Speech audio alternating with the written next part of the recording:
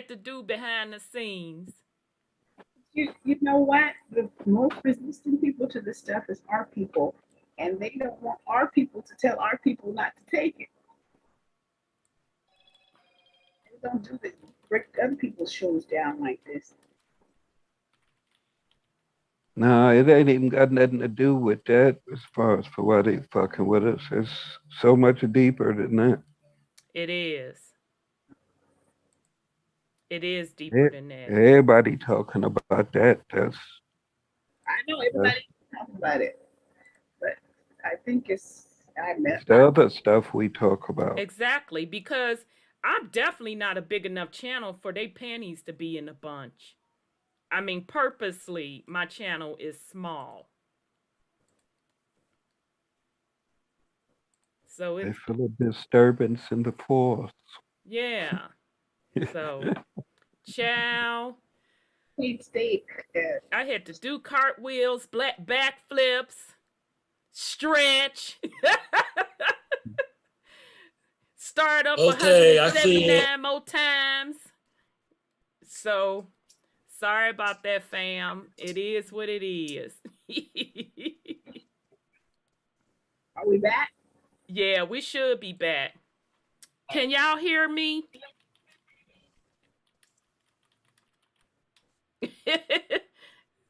Yeah. Now I'm born here. I know I'm glad that I'm small because I definitely wouldn't be able to do what I'm doing. I'll never be a big YouTube channel, and I'm okay with that.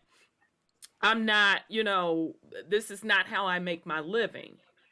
So I understand that. Okay, cool. Thank you, beloved. Yeah, so I get it. I get it for sure, for sure. So, all right then, son Scotty. So with all that said, before we were rudely interrupted, and child, they right back to fucking with us. Chat is disabled. Is that what you getting? Huh? Chat is disabled for the stream. No, I'm looking at the chat. Literally. I gotta close out of it. I have to close out your page. Yeah, folks coming back in.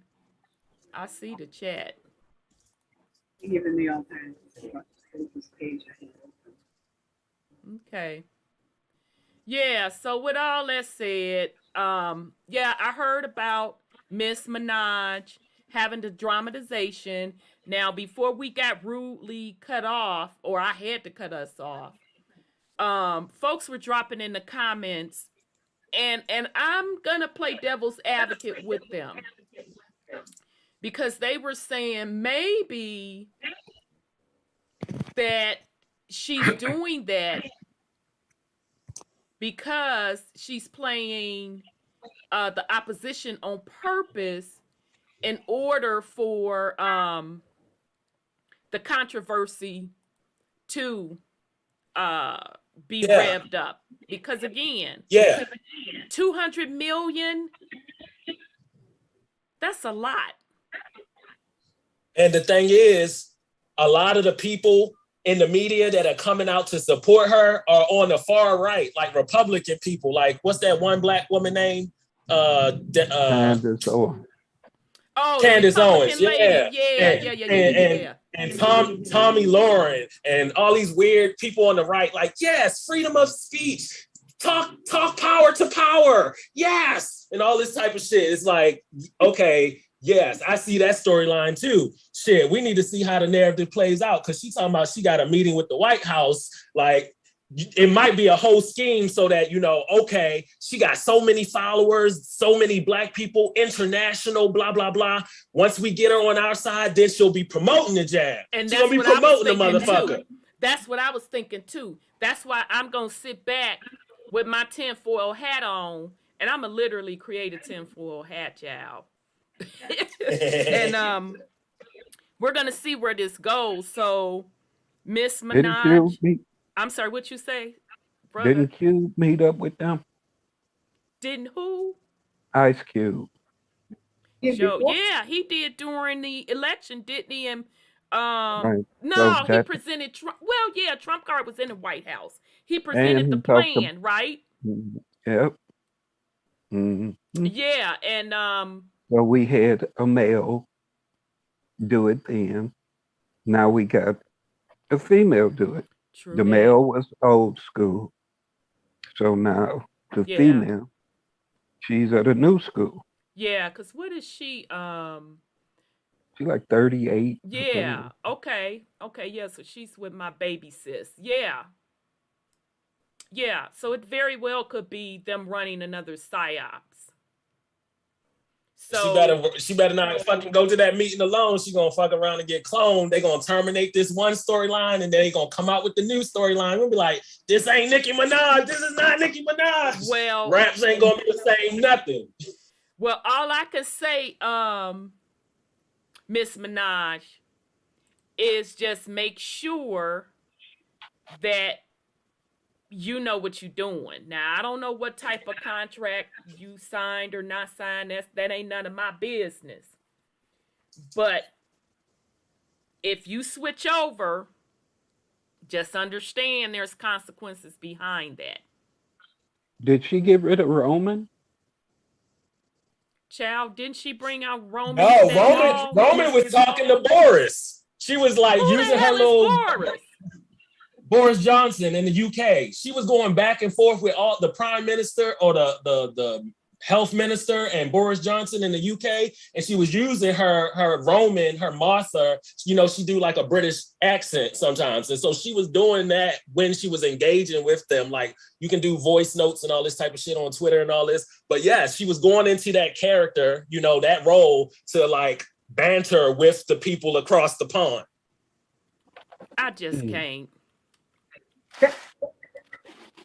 I just really So can't. like, yeah, I feel like they just chose her because she just hit so many demographics that they Yeah, need to hit. 200 million followers. That's a lot. That's a lot. Yeah, And she's I from do Trinidad and know. Tobago. Okay, okay. And I do know her fan base, they will come at people's throats. So, Yeah, she has the biggest, most lethal like fan base. They are like, it's like a cult. So okay. Okay. that's why they Well, had to wrangle that in too. Because if she's saying, "Hey, question getting this jab," and all of her little crazy minion barbs is like, "Oh right. yeah, I'll question it. No lie." They like, no, we can't have that happen. Right. Well, honey, you don't need my advice, sweet pea. You do you. Um Millennials, I hope you're paying attention. But again, it goes back to what I was originally saying with that herd mentality. It's the same thing. No one person should have that much influence over so many. But we have raised a culture of herd mentality. Literally. Mm-hmm. And it's sickening. It really is. I see it in old heads from my generation on back. Soon as you step out of the matrix, and you could quietly step now. You ain't got to be a big mouth like me. You can quietly step out the matrix, and somebody got a problem with it because they looking at they script like this. Like, wait a minute, your character was supposed to do this. Nah, motherfucker, you keep following that script. They literally get upset with you because you are the variant. You step outside of the script. Herd mentality is dangerous. It is very, very dangerous. Yeah. It is. And I told y'all, I said this last year, I'm going to have to bring it back in again this year. When you go against the grain, when you are not willing to follow people's script, and I mean, that's within mainstream media, that's within the black melanated community, that's in the unmotherfucking conscious community, and I'm so glad that that's being torn down. I don't know what to do. Be prepared to stand on your own. You have to win. Mhm. hear you clearly, but I can't pick up the live stream. They have me post Zoom, but the box is still there and I can hear you. Yeah, Wow. but the Zoom has nothing to do with the stream. I'm on YouTube channel and I don't see you Yeah, at all. YouTube is it is what it is. I mean, it's still back to dropping. So Nuwa said, it's so good to see you, Nuwa. We be worried about you, but I know you gotta do your thing. Um I don't see you at all. you said, hey Seuss, is there shape? Shepherd. Oh, Shepherd. Okay, Shepherd. Thank you, Shepherd, and the will not want. And they will not And want. so they will not want. Okay, thank you, Brother Sean. um, we are not in the day of idol worship. Absolutely, absolutely, and actually, fam, when we left out of the Pisces age into the Aquarian, that was the end of the Jesus idol worshiping. And remember, as we're going over this Anunnaki stuff, I'm using deductive reasoning that when they came and they terraformed and all that jazz, and they put the concept of time in place to control the frequencies, that on that zodiac wheel, it started in what they're calling the age of Pisces, which represents Inky, which started the whole entire idea of idol worship, i.e., religion. But I told y'all a couple years ago that as we got into the age of Aquarius, which is just basically a different frequency, a higher frequency, that religion, all of that stuff was going to be out the door. And that's what we have going on. They're vying for your attention. They are vying to keep your attention. They are vying to keep you worshiping something other outside than yourself. They're vying for you to stay dependent. Because as long as you do that, you'll never create anything on your own. That's true. That's what this continues to be about. And this particular energy shift, like I've been saying for a few years now, I didn't just wake up out the bed and become this way. It's huge. It is a big one. It is an important one. And as Brother Sean said, it's deeper than the jab. It's deeper than all of this. We're really talking about your soul. We're talking about who are you really?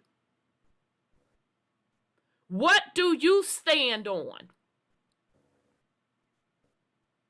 Damn what somebody else say.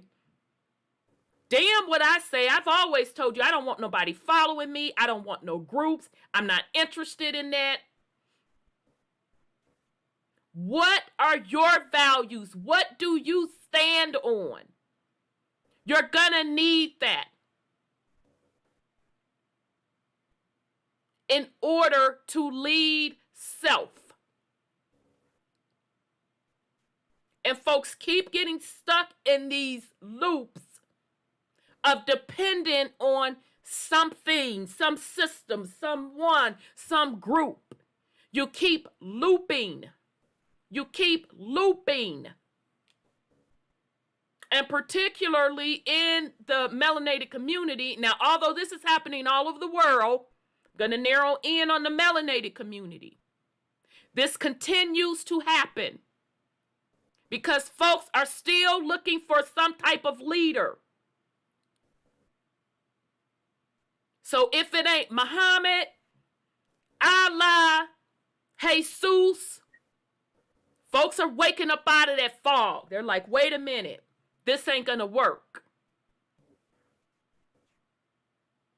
So now It's aliens. It's brother so-and-so. Oh, sister, you need to do this. Stop it. Stand up on your own. You have to get yourself out of this. Again, what are your values? What are your principles? You should be able to stand up in them on your own. You don't need my approval. You don't need me with the rah-rah pom-poms. You have to do that. And we want to talk this leadership in the Black melanated community. Fucking start with it with self. Start with it with your family. If you can't do that, then you're fooling yourself. And ain't no need folks getting motherfucking tart at me. It is what it is. And if you're doing what you're supposed to do for self and family, I know you understand what I'm talking about. Anybody that's looking for a pat on the back, a cheerleader, coddling, this ain't the place for you. I have been consistent. This is about self. You have to do it for self. You can't borrow nobody else's motherfucking oxygen mask. You have to put the oxygen mask on yourself.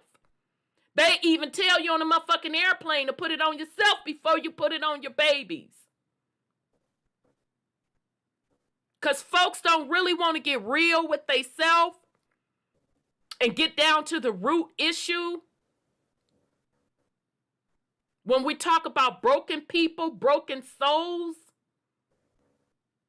no one can cure that for you. No one. You have to do it. And obviously, you're worth a hell of a lot more than what you think you are, because they've worked pretty damn hard to keep you dependent. You are not a baby anymore. At least not over here. Now, when you come over here, come over here in my Cat Williams voice, I'm not babying you. We can encourage each other. We can love each other, but I will not coddle, stroke egos, tap dance. Go on. Do what you need to do. This is not the place for you. Do what you need to do for self. You are responsible for your healing. You are responsible for your happiness. You're responsible for that. Now, I know we dropped. You are responsible for your healing. You are responsible for your happiness. You have to do that. So, with that said, let's go into real quick. Vibes of Cosmos, shout out to him. He actually is putting out a book, kind of a accumulated colored book. It's almost looked like a magazine, y'all, with a consolidation of his work. He got a new video up, so check it out. I do want to right quick. He put out another video earlier this week going over the black sun and the moon phases. So I want us to... Broke that down good. Huh? Oh, I said he broke that down good, Yeah, too. didn't he do a good job? That shout out to Vibes of Cosmo. That's the YouTube channel, but his name is Sturgis. He's from Russia, and he does excellent work. I encourage you to check out his YouTube channel. So I'm going to show his latest vid. And I promise you, if you check out his channel, you are literally going to be binge watching his stuff. And his videos are quick. I have never seen anything past 15 minutes. Okay, he don't do no talking. He don't run his trap like I do. He don't do no talking, none of that. He just does great graphics. So I'm fencing to play his latest. So hold on, fam, because I got to also, because he be bumping the music. So I have to make sure that I do that with the little music. So hold on.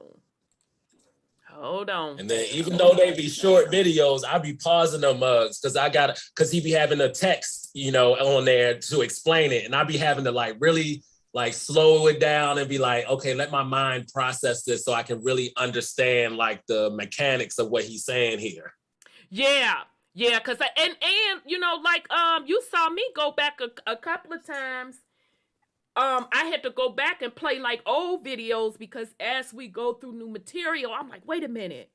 I know in one of his videos he showed this, so I had to go back through his archives and go, there he goes. Because actually what I'm about to show that he did, and this one is called Black Sun and the Moon Phases Explanation. I remember in the Book of Enoch, and if you all don't have the Book of Enoch, I highly recommend you get it. Especially those that are adept in the Bible. Get that Book of Enoch. And I remember in the Book of Enoch, him talking about the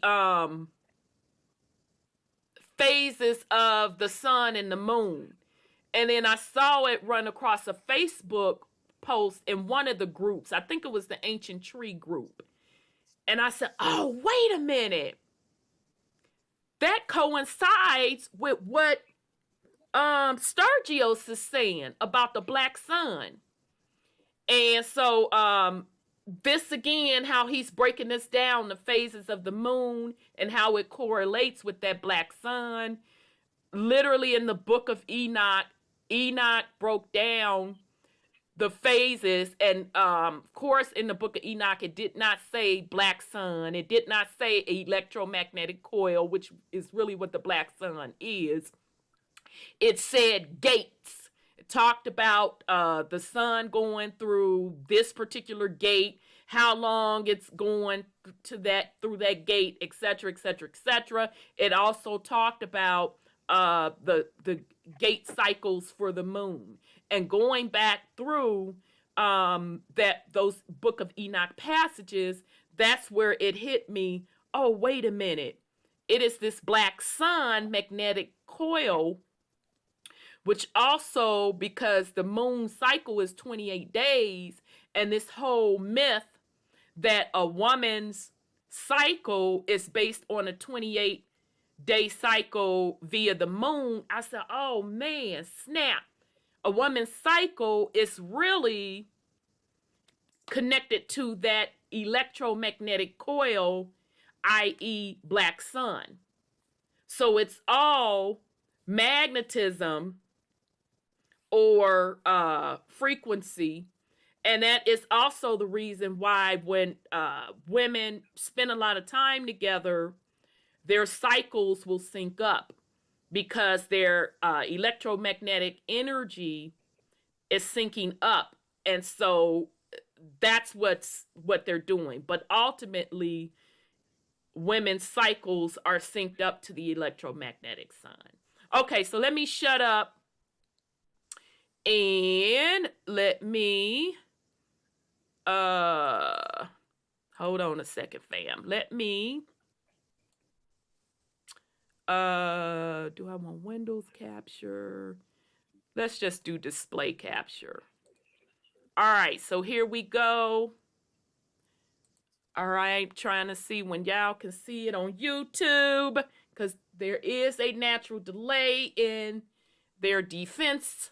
Okay, so let's play Sturgios. So the title of this is Black Sun and Moon Phases Explanation. Okay. So remember, he was calling this the ether.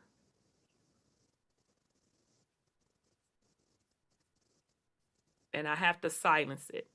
Okay, so below the surface of the earth, there is a black sun that is responsible for the creation of the sun and moon.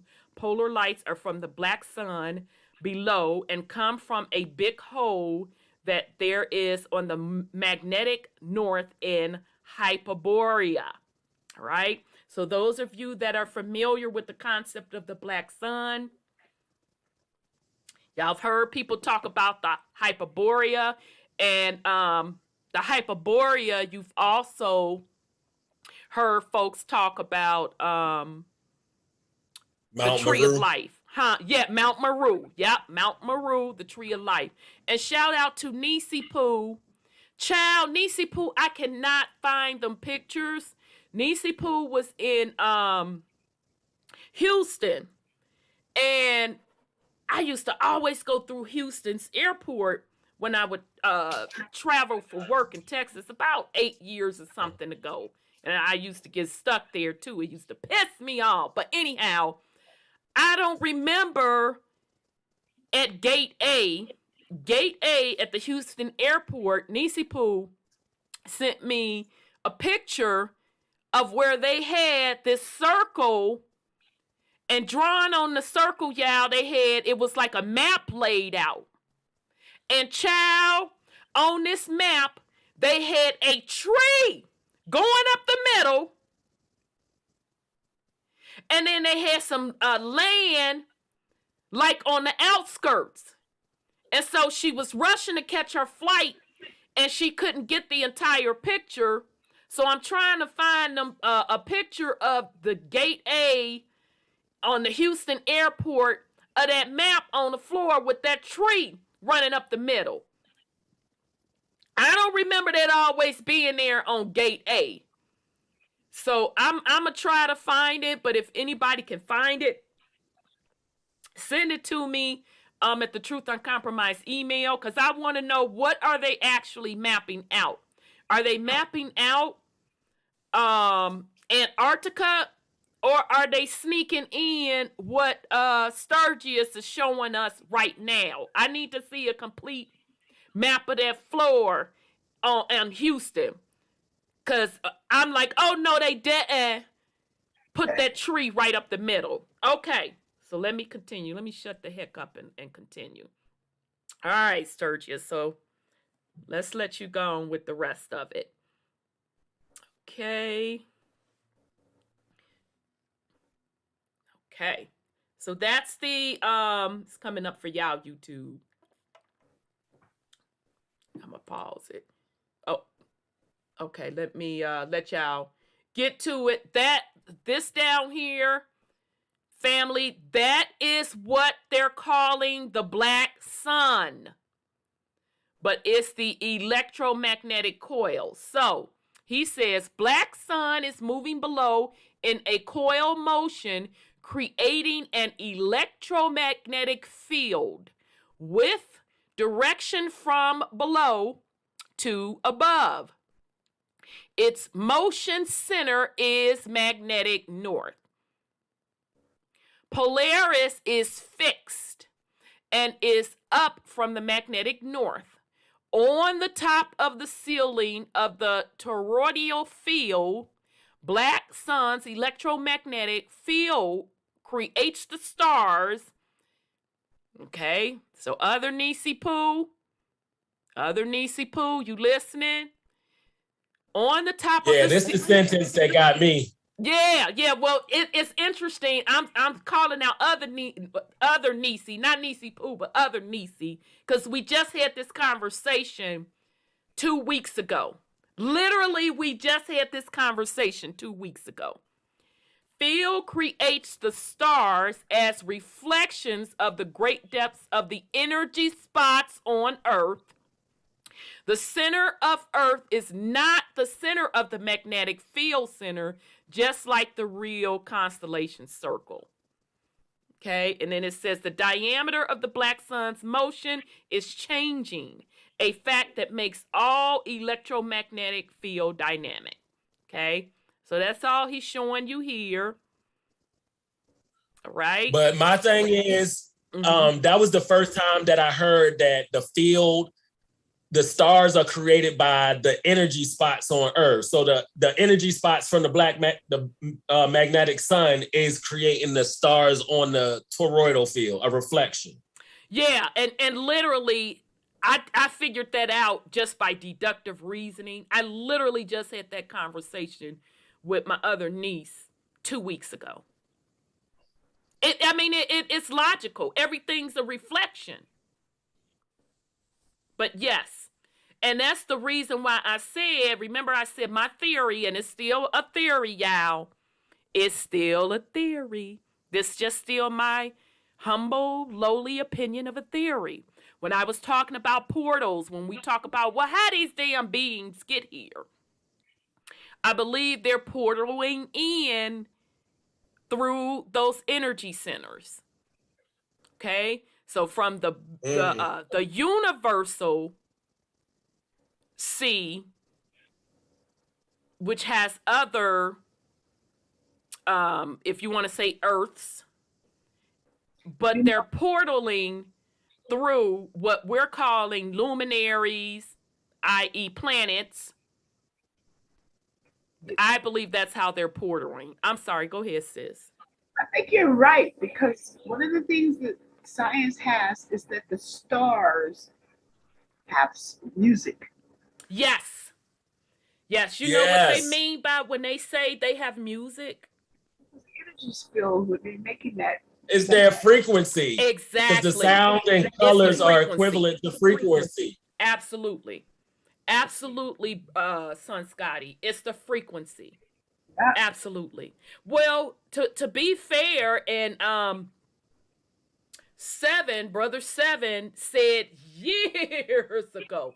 I don't even know if he remembers him saying it, but he said, and which it made sense, that each and every one of us has a song. You have your own unique song, which would make sense because you have your own vibration.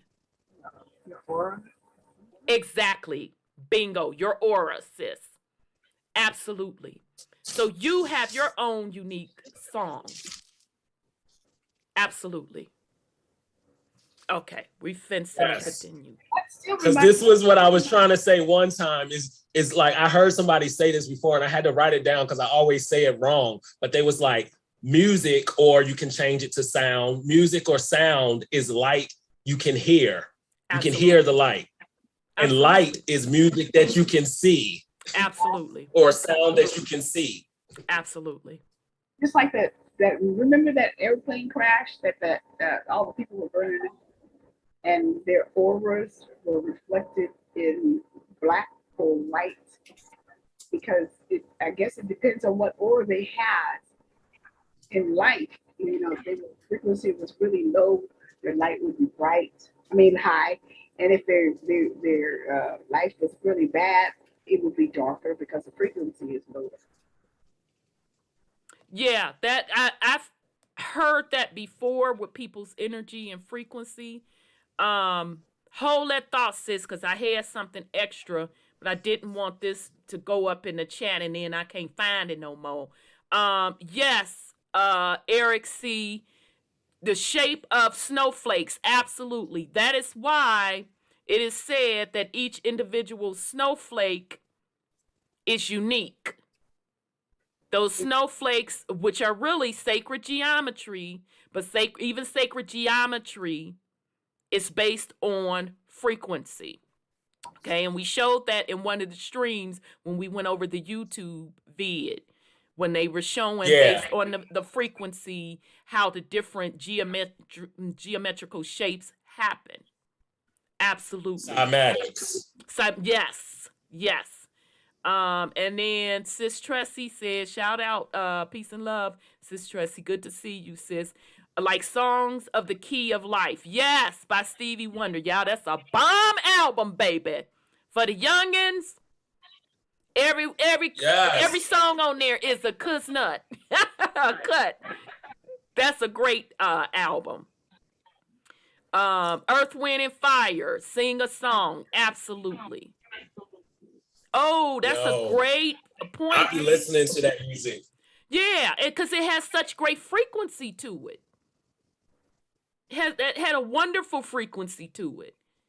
And, no disrespect to the millennials and Z's, but baby, I can't. I know my age is showing with that. I'm like, huh? What the hell, huh? And you say, What the hell he said? Saying, because one of my younger cousins, they're like, what? It's got to be the second cousin because they're not the first. Had put something up, honey, or something happened to somebody when. And I said, child, who? And they fell out laughing, cause that's such and so. I said, honey, that's not in my generation. I have no idea, but I can't deal with that. So I can't do that mumble rap. It's just not for me. And even some of the stuff in my generation, when it came to rap, I was like, oh no, I'm out of it. Once it got past Public Enemy, and then when I had my combat boots on and my dookie braids, like the power, once it got to NWA and them, I'm like, oh, I'm done. I literally stuck to R&B and jazz. So yes, great point. Yeah. They was definitely into metaphysics, especially I was looking at the album covers and stuff. I mean, some of it, they be into the Egyptian stuff and all that, but they definitely was trying to drop some science behind with the music too. It wasn't just feel good. It was a little science in there. Absolutely. And interestingly enough, with Earth, Wind, and Fire, which that group was actually out of the projects in Chi-Town, y'all, in Chicago. As a little girl, because my mom had every one of their albums. When it dropped, when y'all, we back in the day, you literally had to go to the record store. Fire. Huh? Oh no, I was just heard a song in my head, Serpentine Fire, and I was like, whoa, which is about Kundalini rising. Yes. Right, it's about Kundalini rising. And just as a little girl, I would sit and listen to their music. My mom did allow me to listen to them because it just would have been a sacrilege religion in Chicago to not allow your child to listen to Earth, Wind, and Fire. So I used to sit by the record player. You had to be very careful with the album because if you scratch a shit, that's over. I used to listen, but I would take the album cover, which were actually beautiful pieces of artwork, and I would look at them, and they were actually the inspiration when the album cover where they got the pyramids on it. As a little girl, I said, I'm going to Egypt. And that's exactly what I did. And actually, by going to Egypt, when I saw for myself what they had on the walls with the story of Jesus them, which I never was really into religion anyway, but that sealed the deal. I literally was like, oh, okay, I knew this was some bull crap. But yeah, shout out to Earth, Wind, and Fire because they were dropping a lot of metaphysics in their work. Also, if y'all not familiar with Roy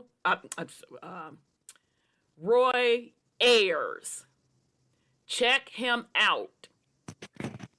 He also dropped a lot of metaphysics in his music as well. And he's still living. I don't think he's toured in a minute. But it's Roy Ayers. And he literally, in his songs, talk about vibrations, the secrets of sound and all of that. So check them out. And it's a nice, groovy jazz. Okay? So, all right. So, back off of the history music. Okay, so we get ready to get through this because somebody said something else.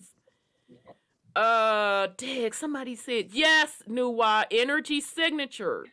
Exactly. Exactly. Energy signature. And that's what folks are after, family, is to cipher your energy signature. You are very, very powerful. You're very, very powerful. Obviously, you got something so special that folks just don't want to leave the hell up out of here and let you be. This is your home. Some of you are co-creators. Again, this is your home. Some of you are co-creators. You're supposed to be creating this reality, driving your experience in this reality. You are supposed to be doing that. And anytime you look for something outside of self and give your energy, your power, and put something over you, you follow their script. Okay? Again, as we're going through this series, we should know by now that even with the beauty that we see on the planet right now, that's not even close to the original beauty. It's not even close. This realm was not created for enslavement. You were not, whether you incarnated or whether this is your first go round, for enslavement. Your soul desires to be free. You can do that, but you have to do it through your consciousness. And that does take work with you practicing. That does take work of you reprogramming or overriding or doing a total system overhaul of your consciousness with these programs and build up your consciousness to what you want it to be. But as long as you keep with the they, what they gonna do to me, it is what it is. Again, this realm was not created to be a slavery planet. It was invaded. So that's why we can say that you have a natural divine right to be free. Your soul calls for that. So when I talk on these different levels, whether or not I'm talking about the spiritual side or if I'm talking in the physical side, and I be banging hard on the fuckery that's going on, it's still about all of what we allow to go on in the physical.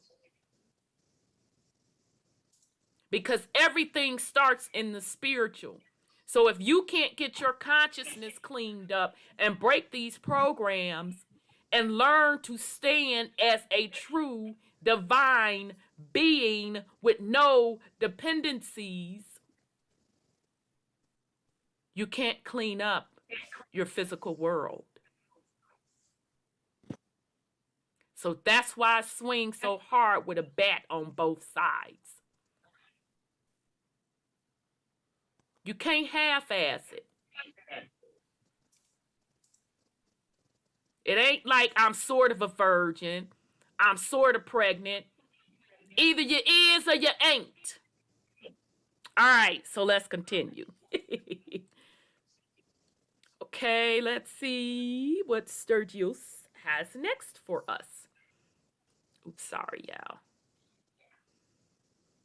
Okay, he's coming up. He at least gives us enough time to read it. Okay. So it should be coming up for you all next. Right? So now he's showing a reflection, family. Okay, so that was the sun and the moon reflection. And y'all should see where it's coming from.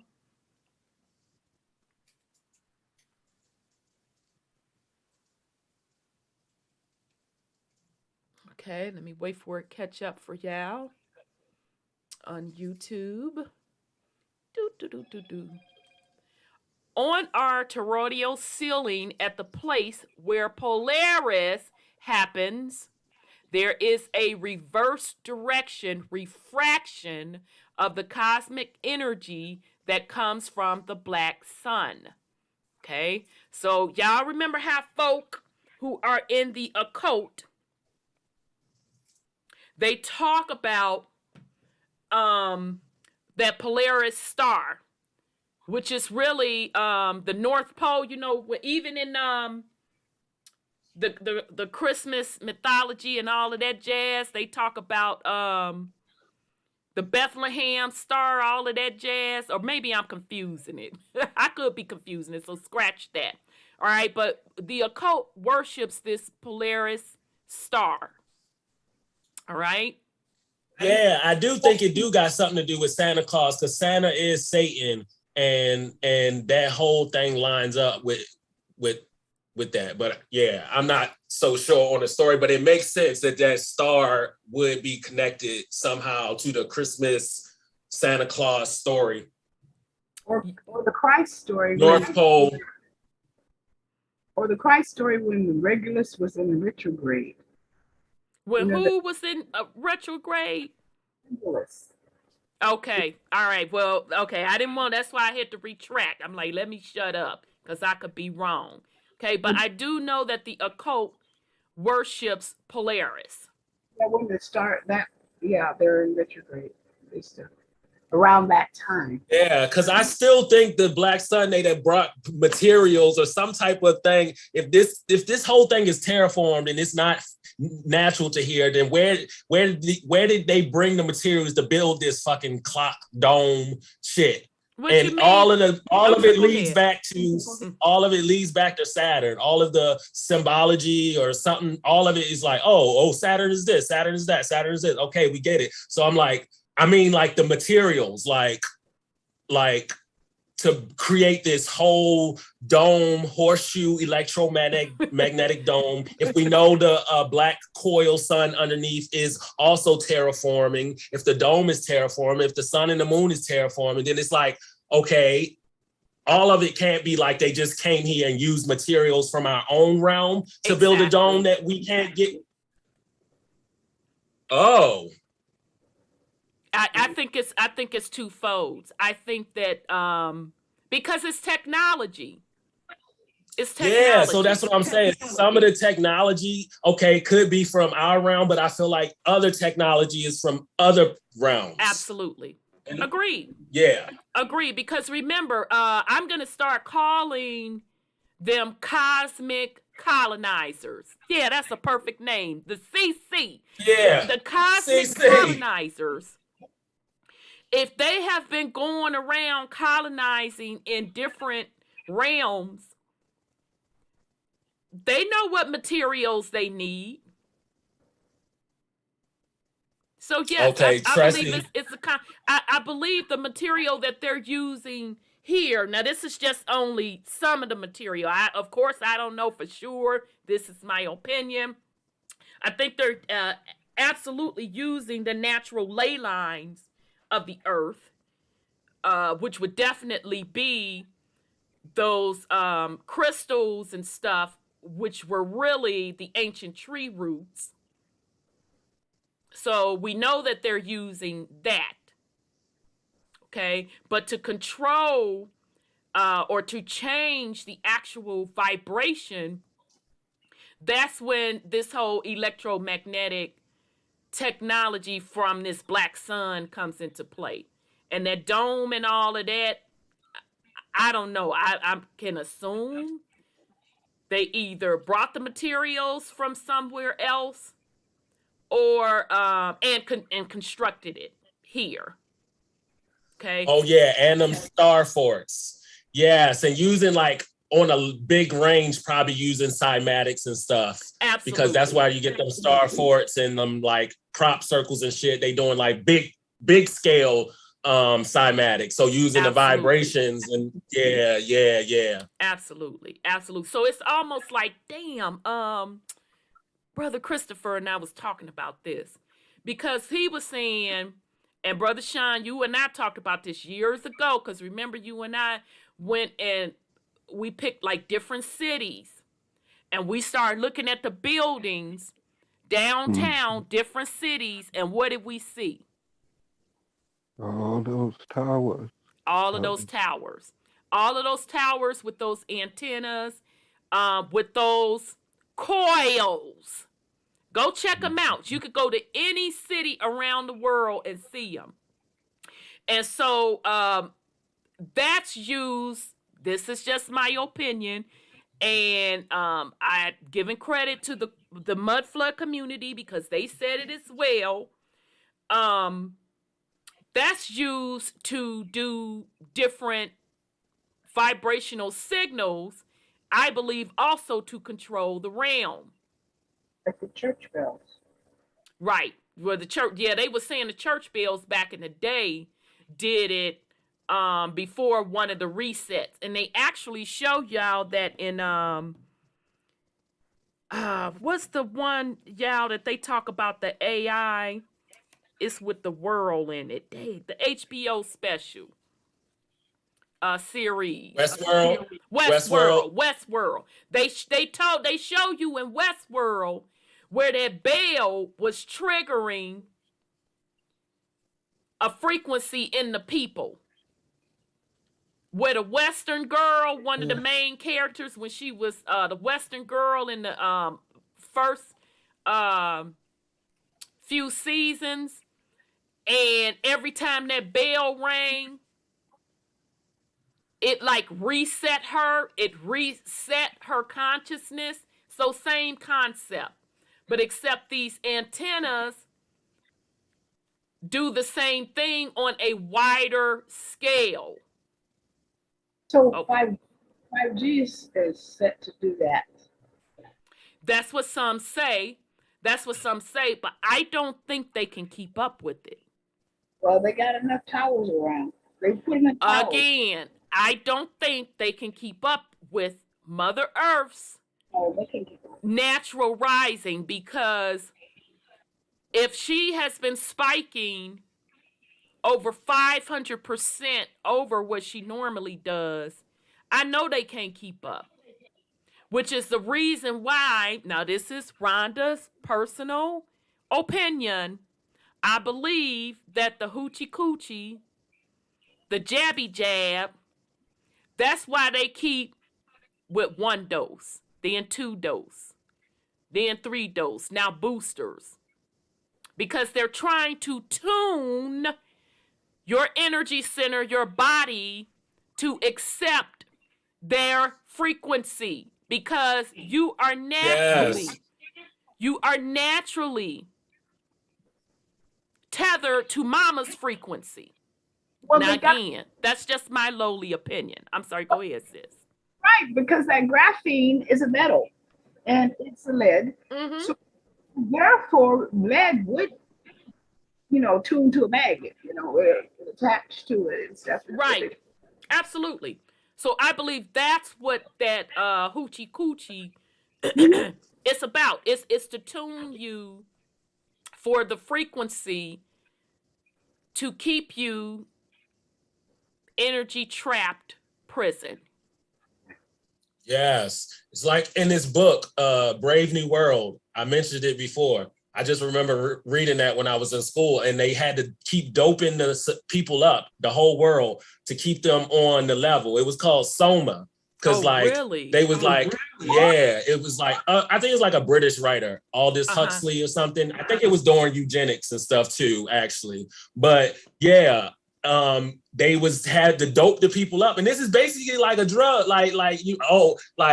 come get your next dose, get your booster, come get your fix. Right, because I mean, it's just ridiculous. They offering herb, I mean, weed, beer, money. I'm like, okay, bruh. So now that's just my lowly opinion. Somebody says, Black Lens, peace and love, Black Lens. The copper coils play a big part. Trump has a lot of copper placed in one of his hotels. Now, copper, very good point, Black Lens, because those towers that we're talking about in every city, and go do it yourself. Pick any major city. Don't matter. Pick, and I'm talking around the world. Specifically, go look at those high rises. Look at the high rises with them big antennas. You're going to see coil around them, and some you're going to see with copper. Copper is a conductor of energy. What is in our blood? What is in our blood? What is the copper color people? You are a conductor of energy. This is all about energy, fam. Sorry, go ahead, son, Scotty. No, and I was going to say they use them in rituals too. Because we remember from Lovecraft Country, when they had Atticus hooked up to the fucking thing, they needed his magical bloodline to hook up to them Tesla coils to pull the ritual off. Show did to open that portal, right? Right, exactly. Mm-hmm. Now I'm just saying, I know I'm the conspiracy theorist with the tinfoil hat on. I'm just saying. I'm sorry, go ahead, sis. No, I was thinking about what they rang in 1776, that Liberty Bell. Mm-hmm. To sound out the energy that they had won this part of the planet. 1776. Right, that they had actually conquered finally in the Americas. But yes, your point is well taken. Uh-huh. Absolutely. Okay, so on our toroidal ceiling at the place where Polaris happens, so Polaris, that big, bright, fixed star in the sky that you can see, and that's how you know where, quote, quote, true north is, there is a reversal direction refraction of the cosmic energy that comes from the black sun. So down there. This refraction separates the cosmic energy plus that creates the sun, and to negative that creates the moon. Below where the refracted energies are focusing. Okay, so let's continue. Oh shit. Oh. Go ahead, because we waiting for the next one. Go ahead, son. Oh, no, because I had just dropped just like the Wikipedia of Brave New World, and I didn't remember this part, but the first sentence is talking about citizens are engineered through artificial wombs and childhood indoctrination programs into predetermined classes. Say that again. I'm sorry, I was trying to stop the video. I apologize.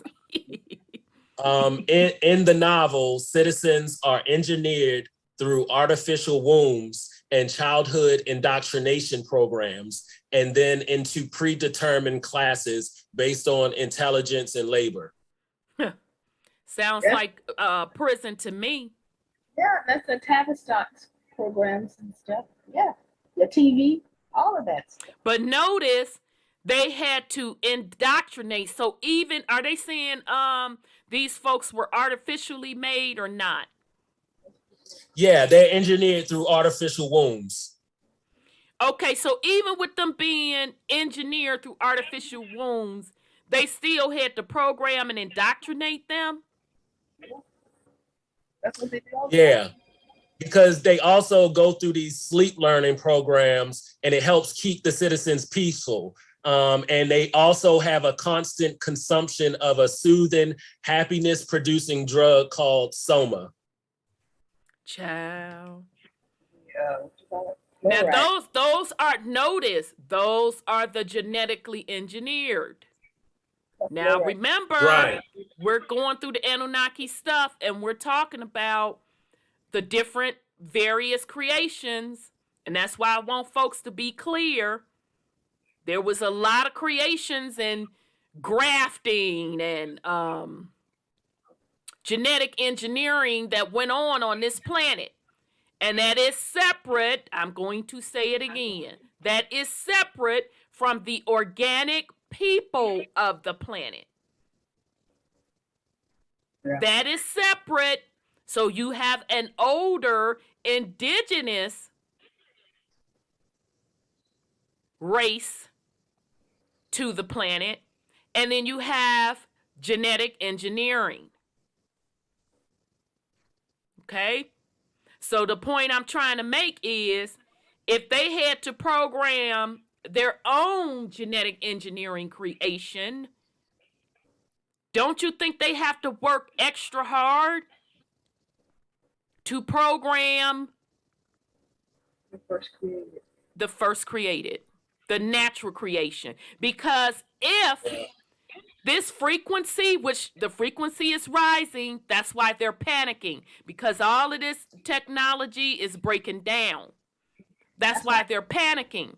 Because had it not been for the frequency being overwritten, the natural planet frequency being overwritten, the natural organic people of the planet would have been overturned this shit. There's no way that the natural organic people of the planet would live in slavery. There's no way that the natural organic people of the planet would be serving something outside of natural. There's no way. Because those systems do not serve anyone. The natural people of the planet would immediately understand and understand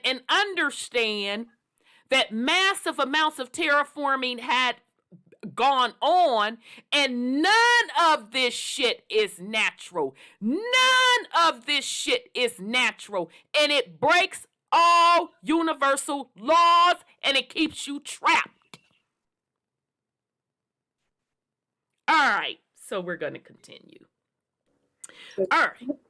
I just want to think about that bell, in Philadelphia, when it rang it so much that it cracked. So is that an omen that they're losing their power because the frequency that they used is no longer good? I mean, I can't speak for that. I don't know when the bell cracked, none of that. So to be honest, I can't speak for that. I think it was 1776. And so, they're losing all control. And so they're trying to rush to maintain the control of their slave population. Exactly. To be, if folks, some folks already know this. They have already lost control. It's only kept alive by people's consciousness. They've already lost control. Anytime you gotta sit up and beg folk, please, please accept my indoctrination. Anytime you gotta threaten somebody, it's like and hopefully no one has ever been in this situation. You've been in a stalker relationship and you done told this MF, look, it's over. You done said it nicely. You done said it calmly. We're not going to work out. You done said the it's me, not you. Not us. And then they still sweating you. Walk away. Who's the desperate one in that situation? Then they want to get into the threatening. That's when the threatening come into play. You can't so-and-so, you can't leave me. I do such and so XYZ to you.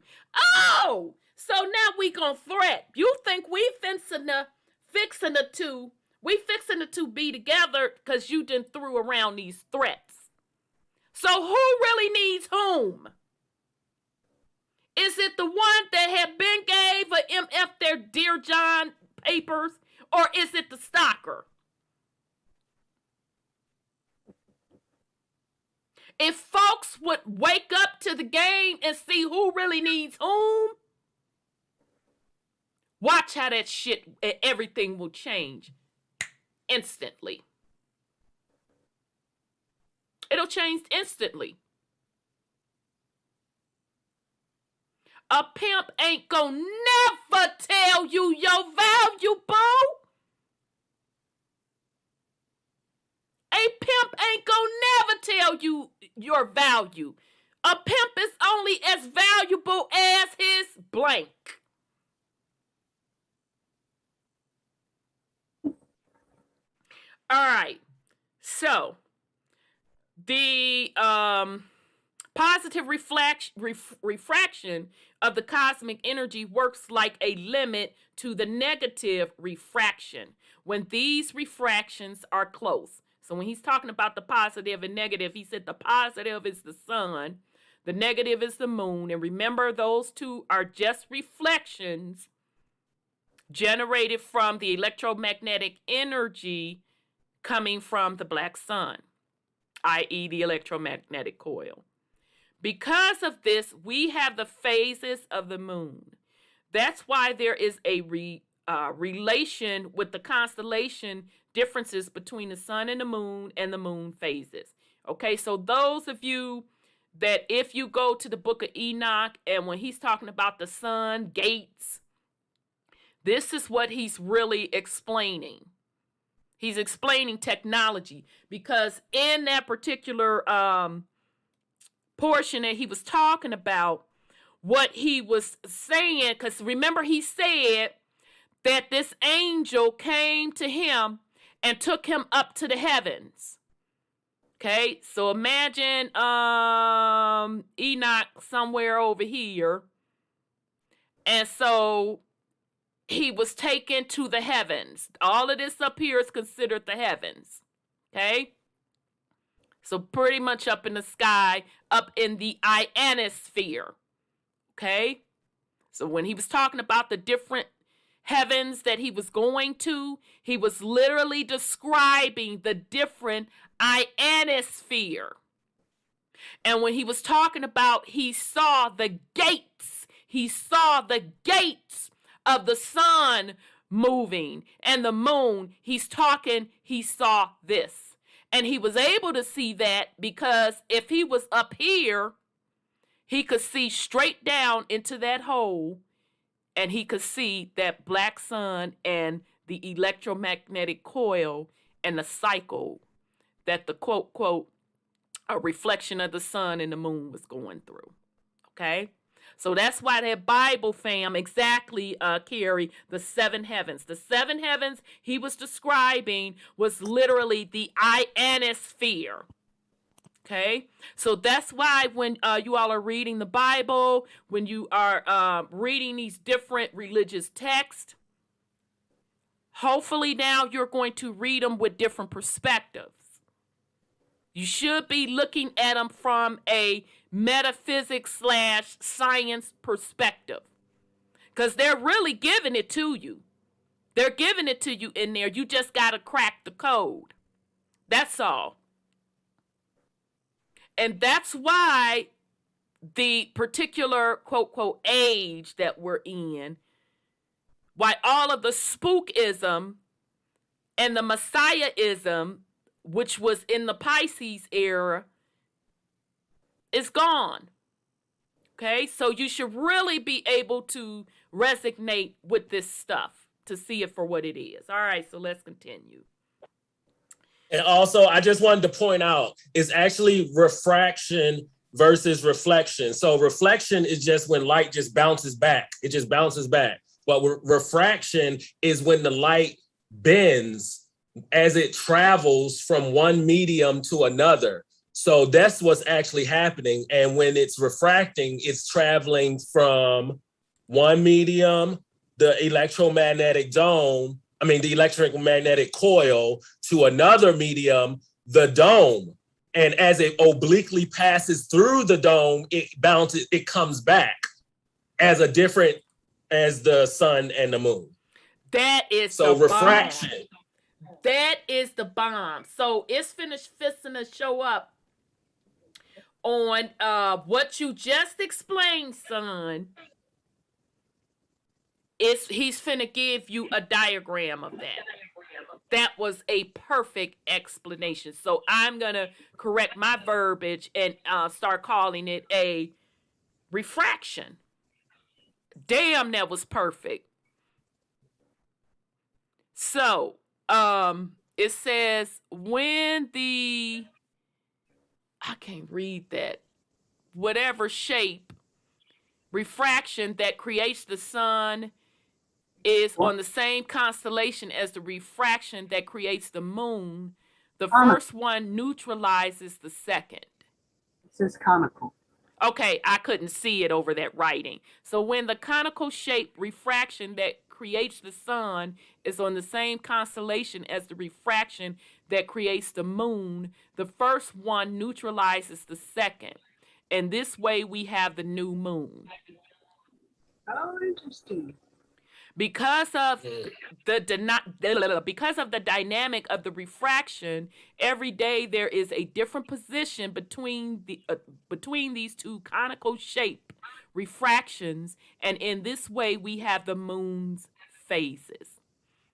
So down here, dang man, Vibes of Cosmo, you tight man. Your information is on point.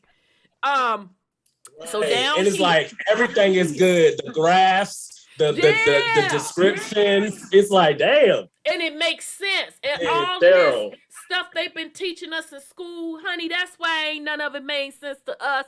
And don't feel guilty if you almost flunked out of that MF. Don't feel bad, beloved. You like, wait a minute, what? Huh? To me, this makes sense. Now, I could be crazier than the road lizard. But it makes sense to me. So, yeah, and don't forget, he just, check out his latest video. He put together literally a book. And the book, just like I'm showing it to you here now, that's how his book is laid out, with the pictures and the explanation and all of that. I picked it up because last time, this is his second book, and last time I didn't pick up his first book, and I went back to get it, and he has sold out. And I don't blame him, because he's only going to make so many copies of stuff. But anyhow, so down here, he's showing you the direction of half moon, full moon, and showing you, like, here go B, and see how the refraction of light is happening. And then A, he's showing you how the refraction of light is happening. Okay. This is pretty much the same description that Enoch gave you, but he gave you it in a way saying gates. The sun going into gates at this, I think for the sun, he gave days. That's what he did. He gave days. And the moon going into different gates on such and such so days. This was what Enoch was describing. Oh, and you know what? Mm-hmm. Now it makes sense why. Okay, so refraction is for creating the sun and the moon, but reflection is what he said was how we see the stars. So that's why we get the as above, so below, because the stars above is actually just a reflection of the energy portals from the below, from the black sun. Exactly. So the sun, Exactly. the stars is the reflection. Ah, yeah. Yes. Ding, ding, ding, ding, ding, ding. So, niece, I hope you heard that. Because I know you said I gotta rewind it because my phone was messing up. This about the third time we done explained these stars. And just in my humble, lowly opinion, I believe those energy centers are how they are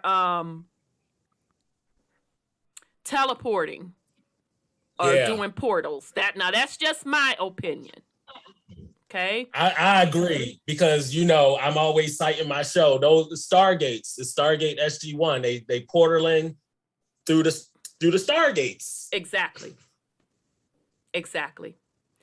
When these refractions are opposite, there is no neutralization of the moon's conical refraction from the sun's one. So only in this case we have the full moon. As the sun's refraction is getting closer again, we have the rest of the moon phases till the new moon. Okay? So this is giving you the true explanation of the sun phase and the moon phase, well, specifically the moon phase. But you know how they tell us how the sun passes over the moon or the moon passes over the sun? One of the hell the two. So they're not lying, but they're lying, if you get what I'm saying. Because they got folks thinking that this stuff is happening millions of miles away and they're solid balls when that's not the case. It happens, but it just doesn't happen the way they say it happens. Okay, so let's move on. People don't even know that them pictures that they see is some like Photoshop composite pictures from data. That's not even a real picture. And they admit it. I'm like, how you gonna use some data to come up with some pictures like this if you don't get the F up out of my face? But we the conspiracy theorists, though. We the conspiracy theorists. Okay. So it says, in case A, we have the two refractions opposite. Okay, so that's A. So this is the source of A. But he's saying the sun and the moon. So that's A. Okay, so in case A, we have the two refractions opposite. So in this case, there is a full moon. Okay, so he laid this MF out, baby. Okay? In case B, the refraction that creates the sun is getting in front of this that creates the moon and hides the half of it. In this case, we have a half moon. Okay, so ain't that the explanation that they give us? That the sun goes in front of the moon, and that's what creates the half moon and all of that jazz.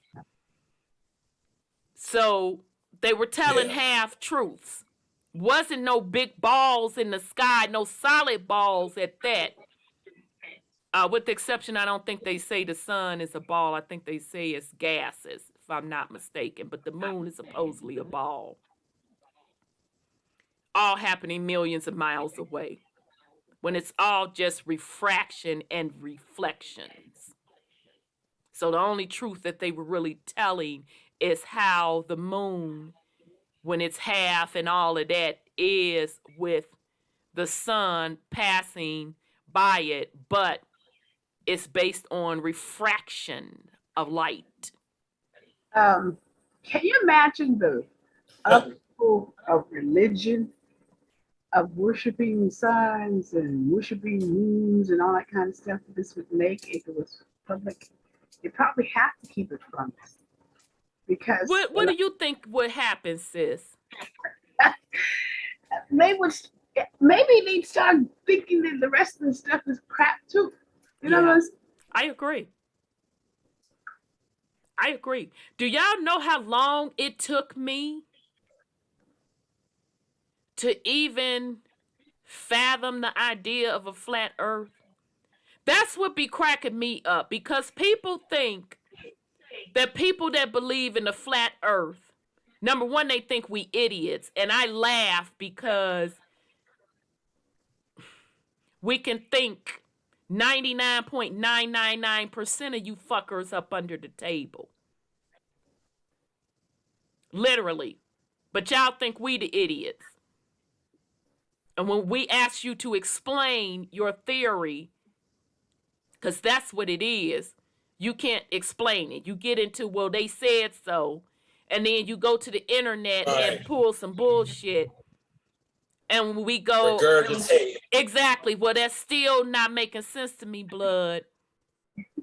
They said the curvature is da da da da da da da. You can see it at so many miles, but yet when I'm on the plane, I don't see no motherfucking curvature. But we're the idiots, though. We're the brainwashed idiots. People that think on this level, it fucking takes you years. It took me years. I'm like, wait a minute. Wait, what? Huh? Scratch the head, what? It took me years. And you're right, sis. From that point on, I said, I don't believe a mother effing thing they say. Question everything. Question everything. Why would your captor, why would your enslaver, why would your pimp give you the game? So I agree, sis. That's where them black Europeans that messed up and all them issues and them Moors and all that shit. You done gave your slaves the game. Did you not expect them to fucking flip it on you? Well.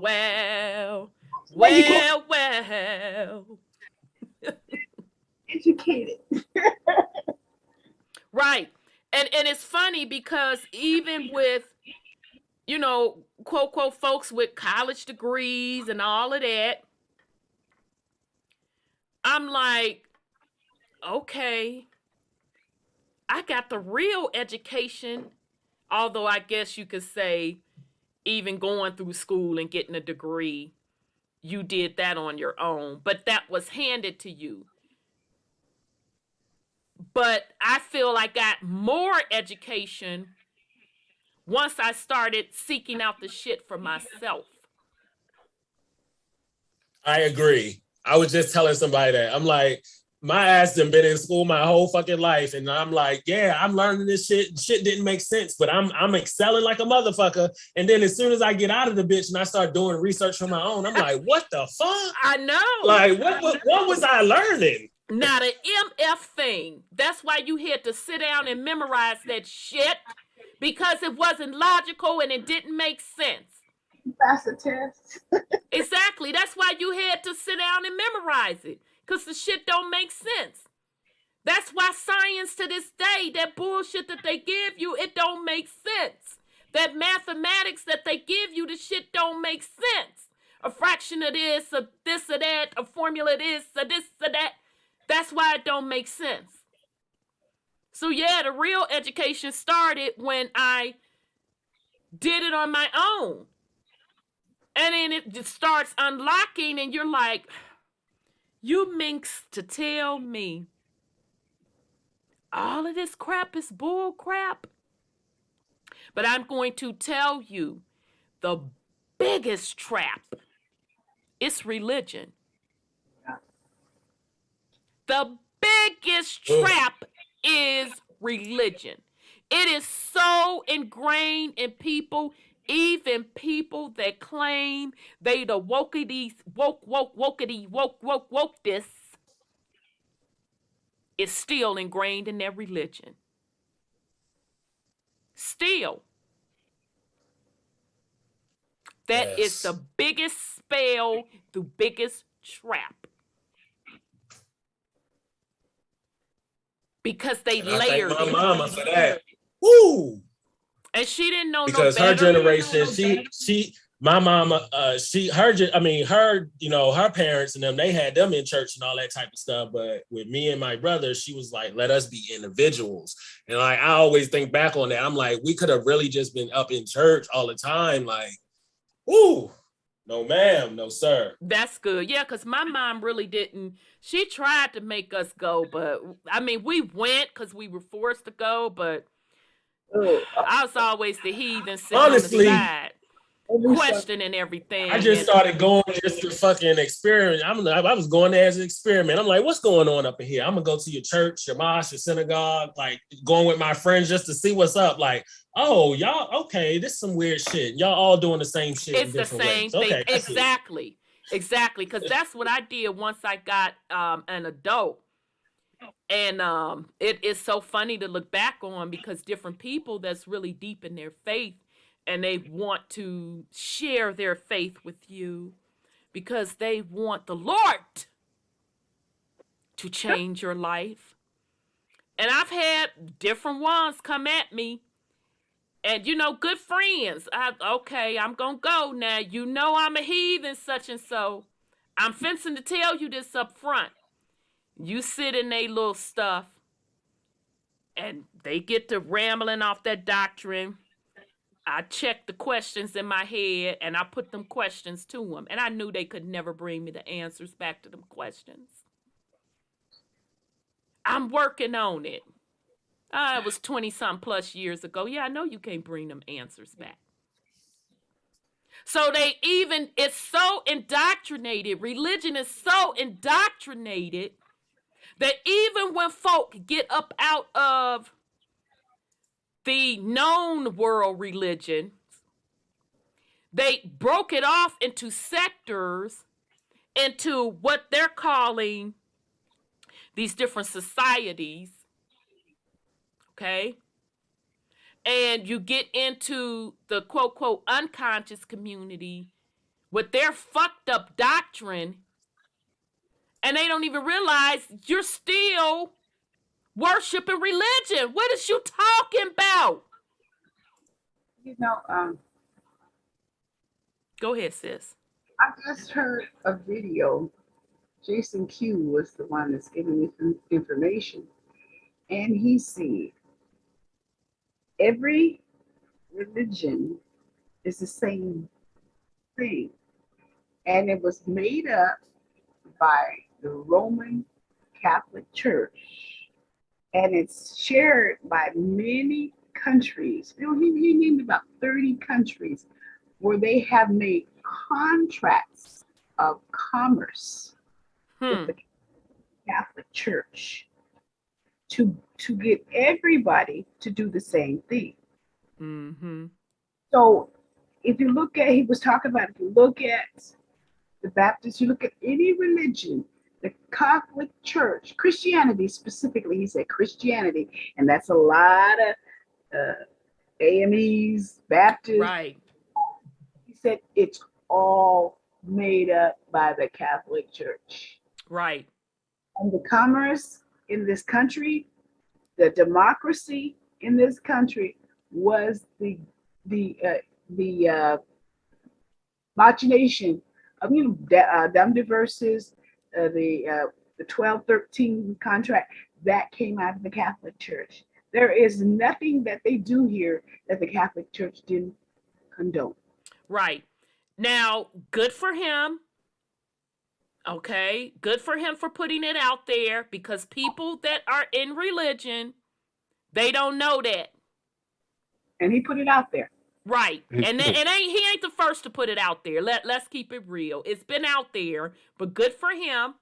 People in religion, that's the first time they're hearing that. Ain't my first time hearing it. The game is so deep that even with people knowing that the wokety woke wokety woke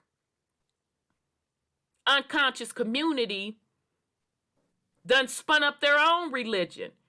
And it's based off of the same religion. And I'm like, are you kidding me? can get the political part of it too. Yeah. You Hey, don't. sir. Because at the end of the day, everybody trying to get that contract for your soul. Yeah. Exactly. I'm sorry. Go ahead, Brother Sean. If you think about it, it really don't have anything to do with the Catholic Church. It's been made clear that a new one brought religion here. And that's not where I the was Catholic going Church. with it. That's Yeah. exactly what I was going with it. Why do you all think I took the time Right. yet again With the Pope wearing his fish hat, to bring his inky hat. this shit forward? So I don't care how many artifacts you come up with. I don't care how many words you done came up with. I don't care how you claim such and so practiced this on the third day of this la la la la la back in the blah blah blah blah blah. You have to bring me something that predates those Sumerian texts to prove your case of your religion. If everything happened over here in America, Egypt and all of that, you have to bring me something that predates the Sumerian text.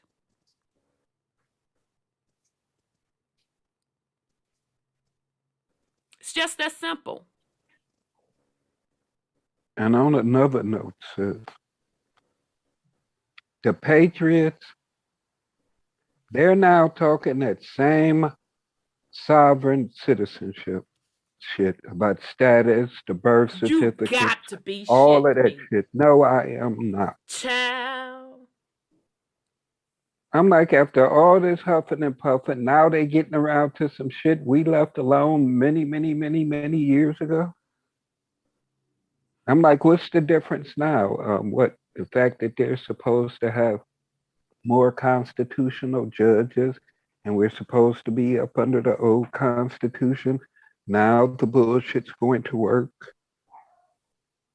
Child, I know they didn't dust that off. You got to be so and so kidding me. They talking about the birth certificates and all that shit. You can find it on the stock exchange and this stuff. I'm What the F are you talking about, bruh? like Winston Shroud and them and Jordan Maxwell and them talked about this shit a million fucking years ago. A long time ago. A long time ago. And that's dangerous. I mean, when Jordan and them was doing it, they truly were giving you the game on this is how they set up their commerce system on the back end. But people had to take that and run with it like they normally do and come up with these paperwork programs that getting people locked up. So now is that the direction the Patriots are running? What the F are they saying? Are they just regurgitating Jordan Maxwell's information, or are they trying to get people to use that stuff?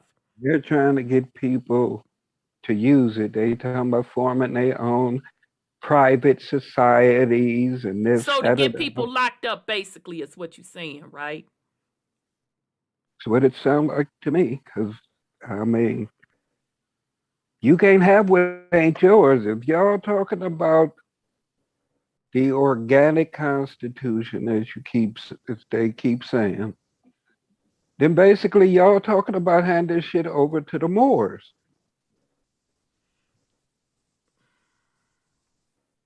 We didn't agree to any of that shit. Yeah, and still ain't agreeing to it. Still ain't agreeing to it. All these talks they keep having, and they keep bringing up blacks, and then they mention Native Americans in the same damn breath with blacks. Code. Uh-huh. So, to me, anybody who's consciously indigenous and you believe in them and they keep referring to you as black and this, that, or the other, Right. and they're not bringing up any real issues, they just keep talking about returning to a time where they feel as though they were in control without the Illuminati.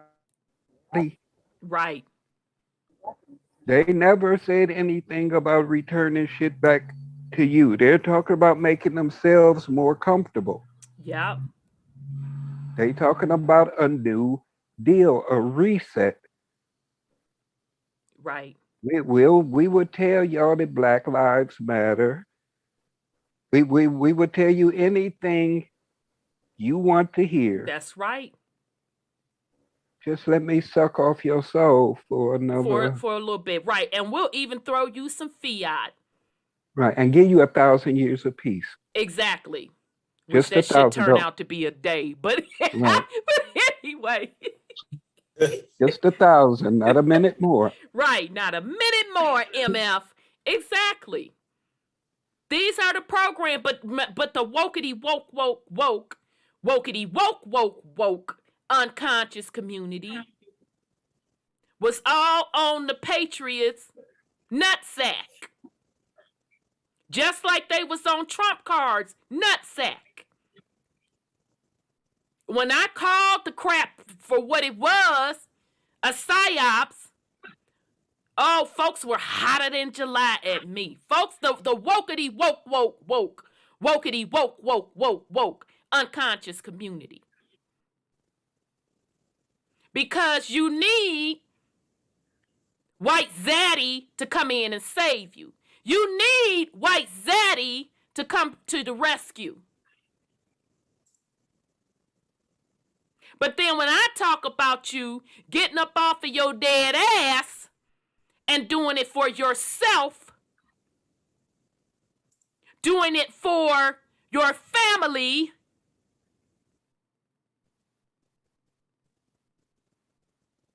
being a man for your family, then maybe you could talk about some leadership. Oh, I'm the feminist. I'm the wicked one. Well, you know what, motherfucker? Call me whatever you want to. But I'm not the one sitting up waiting on Zaddy to do anything for me. I'm not the one sitting up waiting on the next propped up, supposedly and allegedly black messiah to do something for me.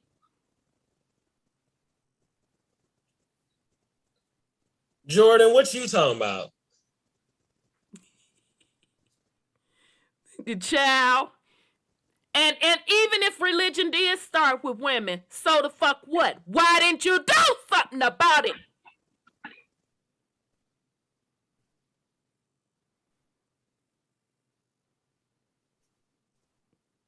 How about that? Why didn't you do something about it, man? If the black woman is holding you back, why didn't you do something about it?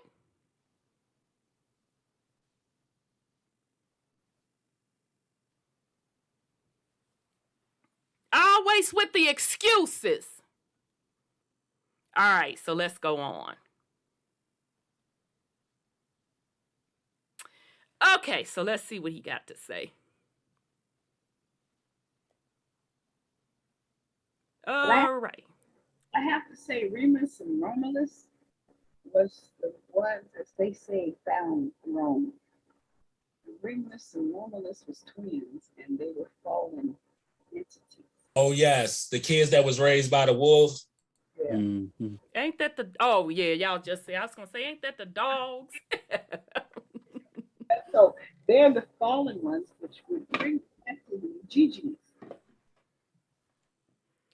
Okay, so it says conical refractions are created by P. So that's Polaris. So that's up here. Ding. SA refraction creates sun A. They don't count it. Okay, so that's A. Okay, got you, sun A. Ma refraction creates moon A. Okay. SB refraction creates sun B.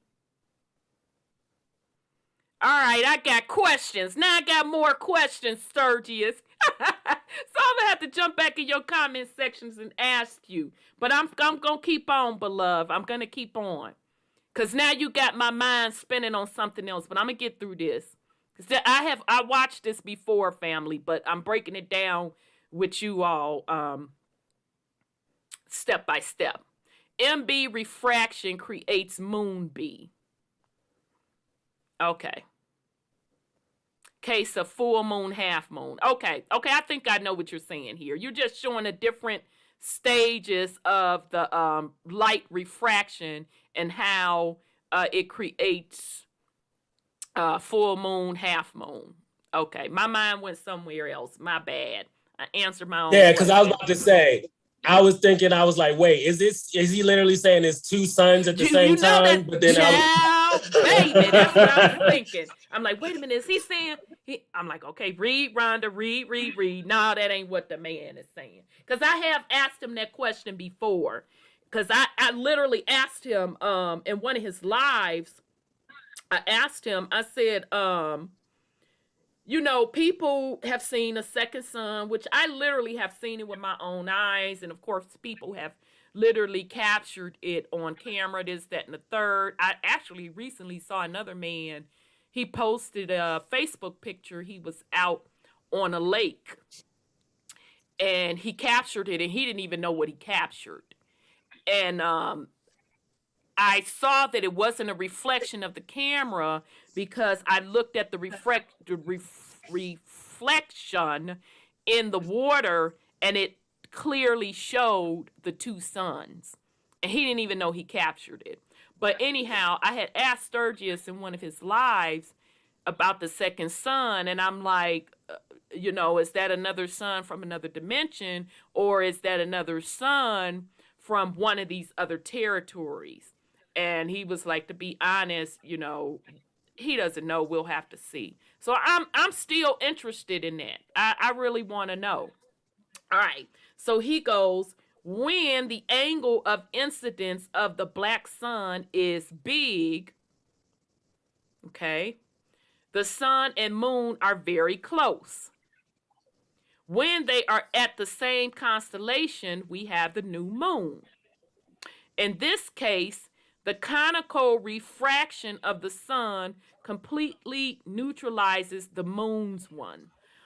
Oh. So that's why we don't see the moon. Got you. Okay, but in their defense, this is the explanation that they give you now in their version of science, but they just saying it's happening millions of miles away, and this is a gas and that's a solid ball. Okay. But what you saying, Sturgis, makes a lot more sense. Okay. Yeah, honestly, it's starting to feel like I'm at the eye doctors or something like like it just feels like, you know, like all of them little like things, reflections and refractions and little cones and like, yeah, it's just making me think of an eyeball and going to the eye doctor. Yep. Some say I've seen people equate the shape of the earth, the true shape of the earth, to an eyeball. I've seen that before, like you with the little lens, the invisible lens covering it over. So that's interesting that you say that. Okay. As the angle of incidence is getting smaller, we have the first quarter of the moon. He laid this out, y'all. Shout out to Sturgis. Again, his YouTube channel is Vibe of Cosmos. Baby, he laid this out. So y'all see him showing it. These refractions. In this case, the sun's conical refraction hides the half of the moon's refraction from the left.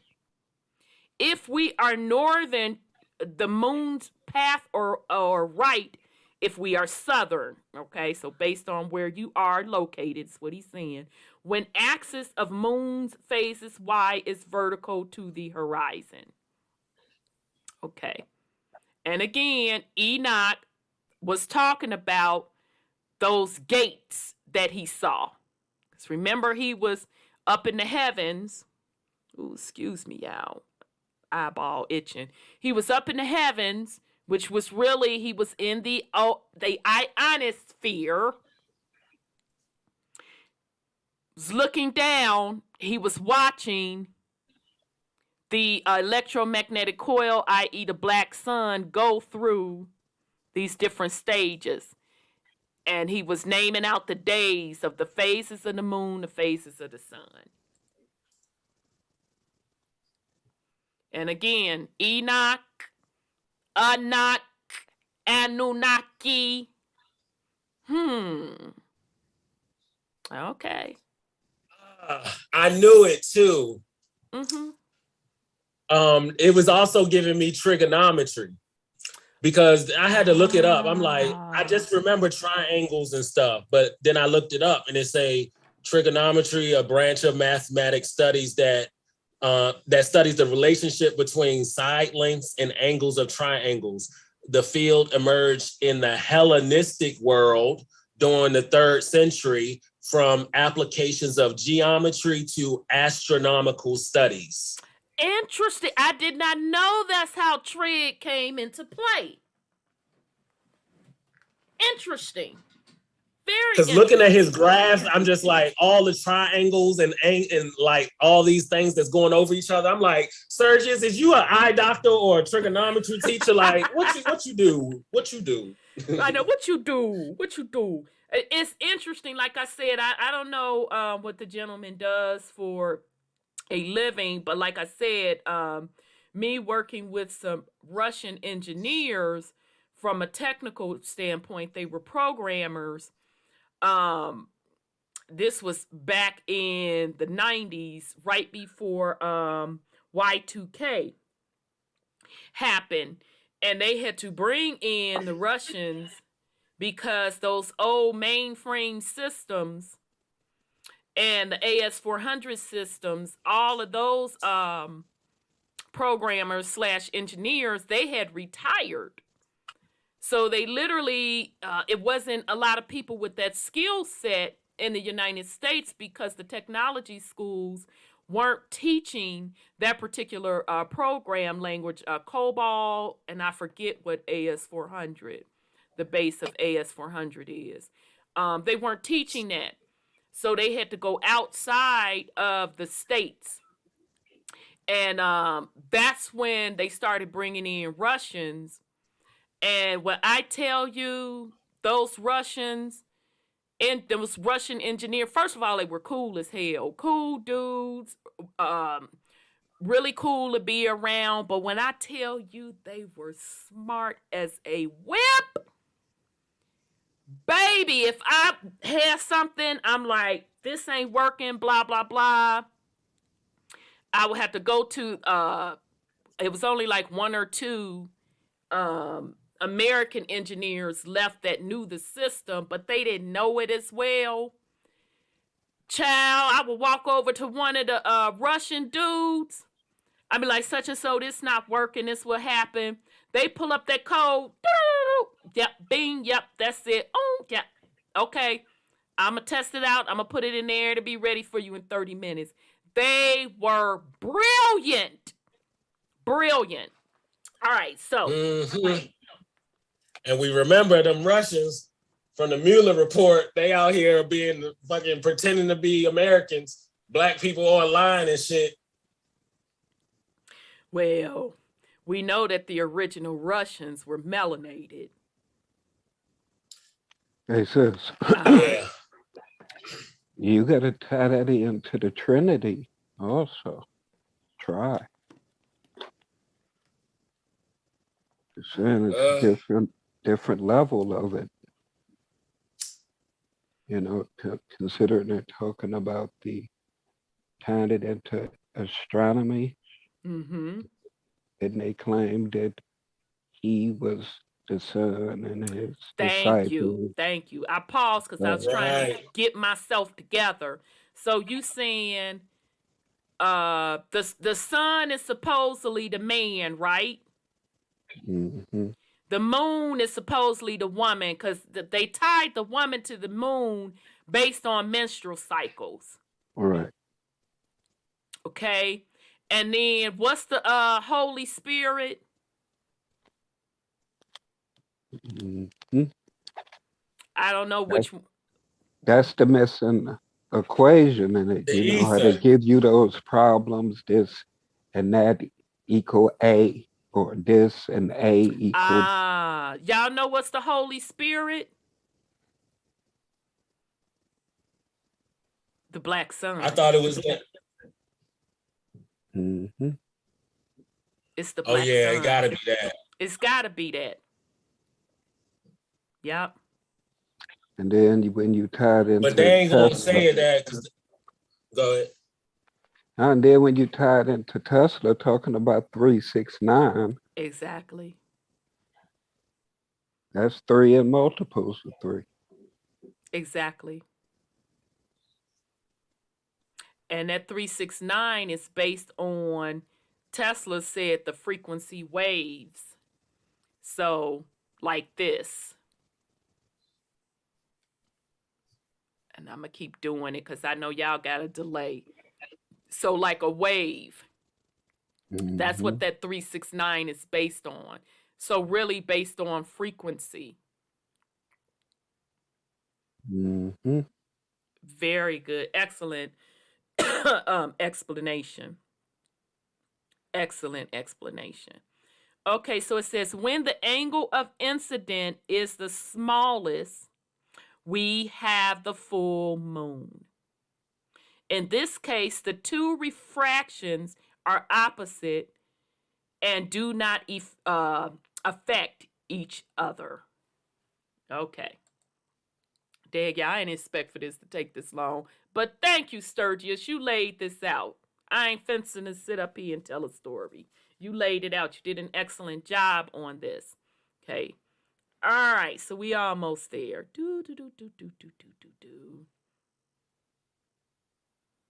Okay. All right. We went through that. All right. Let me make sure when y'all get it. Okay, because it's a little delay, just waiting for y'all to get it. Da da da da da da da. Lee da dee dee dee. Da da da. Why is it taking so long? Da da da da. Come on, YouTube. Do y'all see where it says finally? Yeah. Yes. Okay, my screen taking its sweet time. Okay. Finally, when the angle of incident is getting bigger, we have the third quarter, and in this case, the sun's conical refraction hides the right half of the moon. Moon's refraction, when the axle of phases is vertical to the horizon, when we are northern, the moon's path, or the left if we are southern. Okay, so basically he just showing you again the refractions of light and how it's creating, I guess that would be half moon, right? Yeah. Okay. Okay, so we're going to continue on. Oh, that's interesting, sis Helenese. You say, think of the Hollywood lights going back and forth. Damn. Okay. Mm-hmm. That's a very good explanation. Okay, so upcoming, he's just showing you in the upper right-hand corner the different phases of the moon, and then he's showing you how the lights on the center of the screen, how the refraction is working. But it's coming from the electromagnetism of the quote quote black sun below, or the electromagnetic coil. Okay. So, which would also make sense, family, as he's going through this, which would also make sense, the whole Tesla 369 stuff. Because if you understand this science and you understand frequency and ley lines, absolutely you can do a lot. You could come up with a lot of inventions and all of that jazz. So that's why all of this new quote, quote, supposedly and allegedly technology that they're coming up with is not new. Okay? It's not new. None of it. All right. So thank you again to Sturgis. Thank you. Vibes of Cosmos. Check it out. Thank you again. That was excellent, excellent work. All right, so let's get back. So I did want to share that with the fam because I know we had been talking about his particular work. Okay, fam. So let's get back into the material. So once again, in case you're just joining us freshly, I know we had a lot of dramatization and we had to restart the stream. We're going to pick back up going over material from the book Wars of the Anunnaki, Nuclear Self-Destruction in Ancient Sumer. Chris H. Hardy, PhD. So that's the book. Okay. I got mine on Amazon. And shout out to Brother Christopher for this recommendation. And she's taking her work directly from Sumerian text. Okay, she's been studying those Sumerian texts for several years. She has also written several books, almost like folks that know Zachariah Stitchen's work, which some say was flawed. I say it was skewed to give the version of the Anunnaki being these gods, and that's where I feel his work was flawed. Now, some say that his translation of the Sumerian text, some of it he was off, okay? And that's why it's also important for you to check different sources. Use multiple sources, okay? Because when you stick with one, it can turn into a doctrine real quick. And sometimes the author may not even intentionally be trying to mislead people, but based on how they understood things or interpreted it at the time, it could be inaccurate, it could be off, okay? That's why it's important when you are doing research that you use multiple sources. It is also important for you to use discernment, okay? All right, so just a high-level recap, because honey, in the introduction, she came out swinging. She talked about Enki bringing his son Marduk into the picture. She also went into how the Anunnaki overrode with doctrine the goddesses of the indigenous people and brought in their own set of goddesses. Okay? All right. Okay. And then she just goes into the hierarchy within the Anunnaki. She says something that was quite striking in here. She described the Anunnaki as human. That's the first time I've ever heard that. That's the first time I ever heard them being quote, quote, human. Okay.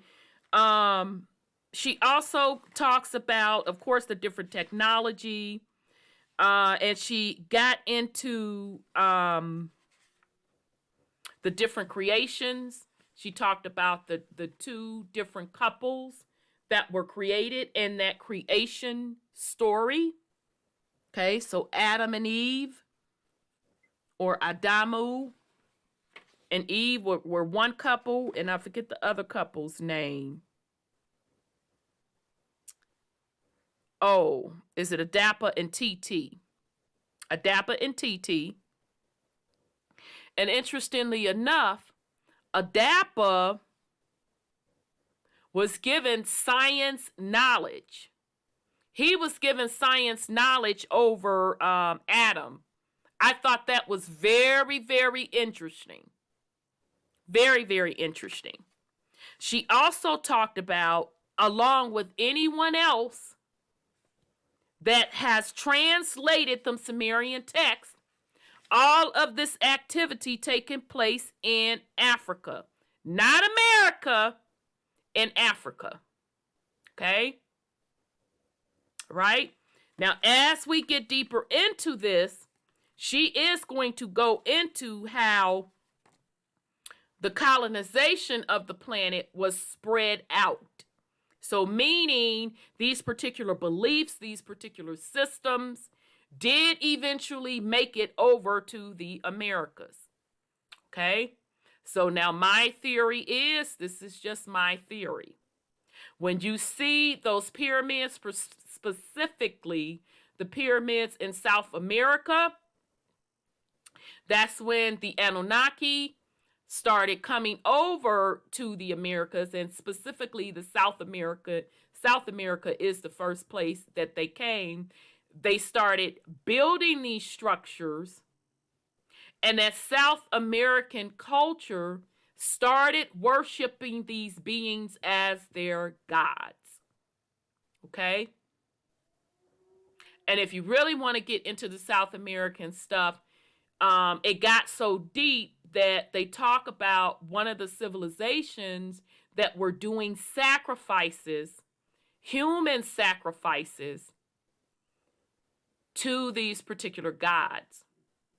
And that some of the other indigenous people of South America ran their asses up out of South America. And that's when supposedly and allegedly they went back over to Africa. So the stories, when they talk about indigenous South Americans doing human sacrifices, I believe that they were doing it on behalf of those Anunnaki beings that had set themselves up to be gods.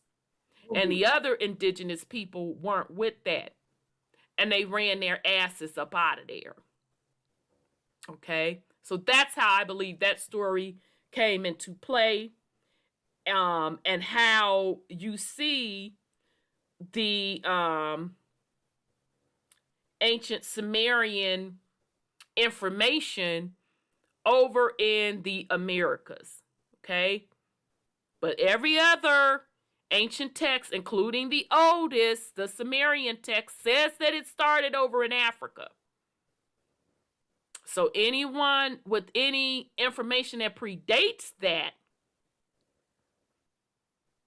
please enlighten us. Okay? Because we can only go by the oldest.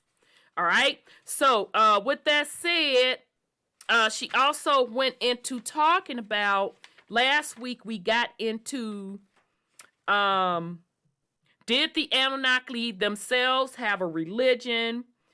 She talked about how the two couples were in the garden, and how Enki and Leo, and we talk about the Garden of Eden. In the Bible, it's Eden, and here in Sumerian, she said it's Edin. And how that whole garden situation was just really about Enki and Leo, who are brothers, were fighting with each other. And Leo wanted them moved up out of the garden because he wanted them to work. Because when Enki had them in the garden, they were kind of being nurtured. They were kind of being raised. They were being raised by the Anunnaki women. Okay. And then in Leo pulled rank and said they need to come up out of the garden and they need to be working. Okay, so she also talked about that. So she's basically going over that whole kicked out of the garden story. Excuse me. For the biblical folks, that's what she's explaining. The true origins on getting kicked up out of the garden. All right. And so then she goes into the serpent as symbols of divine wisdom and knowledge in gods and heroes. Okay. So she went on talking about what we see as the medical symbol today. That all came from the Sumerians. And now tonight, I wanted to go over the serpent as the Sophia. So if you have this book, or if you're going to purchase this book, we are going to be on page 20. All right. So I'm only reading highlights, but I'm telling you all, she laid it out. She laid it out. I had to pick out what I felt were the pow highlights, but it's an excellent read. I would be done with it had I not stopped to highlight and think about stuff and write my notes. That's how good of a book it is. So anyhow, she says, thus, in the Garden of Eden, according to the Gnostics, it is Sophia herself, the female spiritual principle, who is incarnated in the human Eve and who talks to Adam through the serpent, another of her manifestations. So did y'all peep that? Thus, in the Garden of Eden, according to Gnostics, it is Sophia herself, the female spiritual principle, who is incarnated in the human Eve and who talks to Adam through the serpent, another of the manifestations. So when folks talk about different doctrine, that's why you have to look at multiple sources, okay? Because we just had a gentleman show up in the comments that said religion started with women. I'm blinking 75 times. Because when you ask people to prove it, let me know where your source comes from. A lot struggle with that. And those that bring it, you're like, okay, well, do you realize that the source you brought me is based on something else? And I'm going to show you that the source you brought me is based on something else. It's not the root. Okay? All right, so this is just another spin on it being Eve's fault about what Adam done up in the garden with taking a bite of the apple. But I'm going to continue. Because, you know, it's always the woman's fault, right? Woman made me do it. It's always the woman's fault. I'm just a feminist that pisses off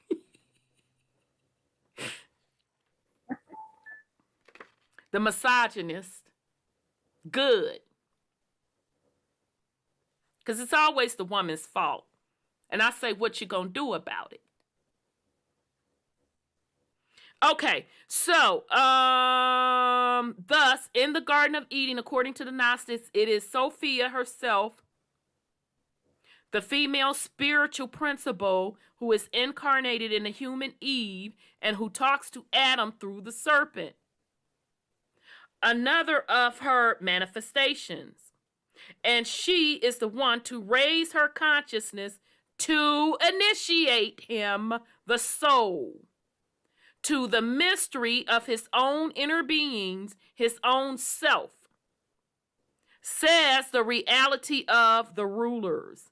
Then the female spiritual principle came in, the snake, the instructor, and it taught them, Adam and Eve.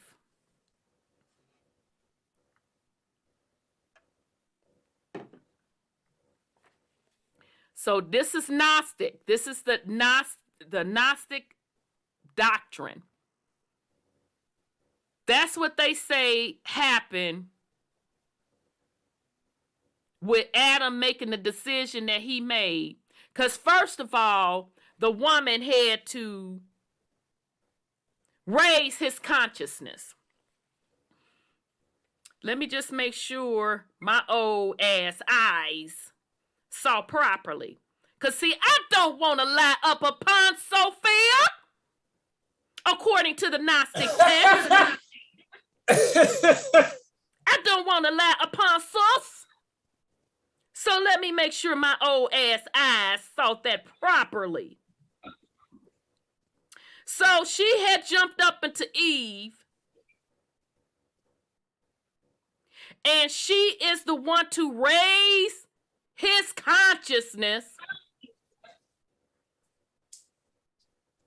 to initiate him, the soul, to the mystery of his own inner being, his own self. So is that why y'all blame women for everything? I just want to know.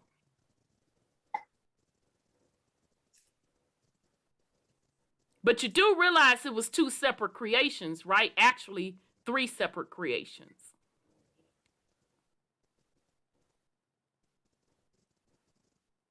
So which is it?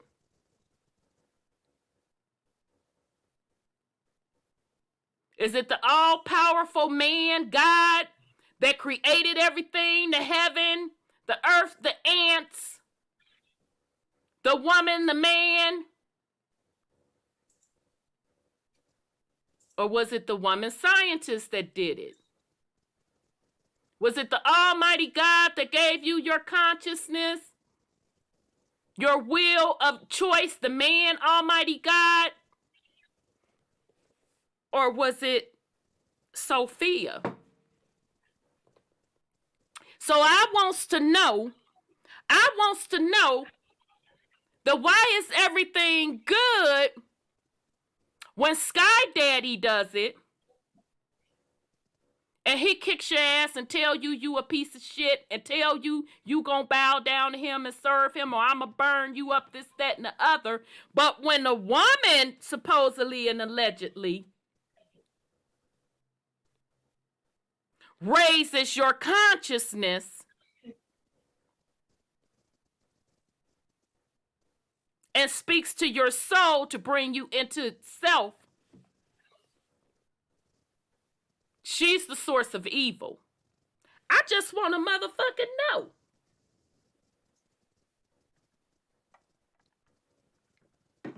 And please note, this is still not the story of the indigenous people on the planet.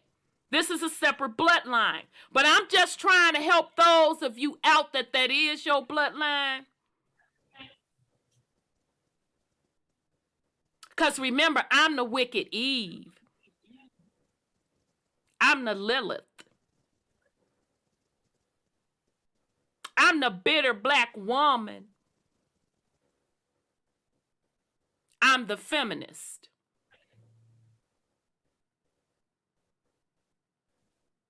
So which is it? Okay, get back to me on that, bruh. Get back to me. All right, so let's go.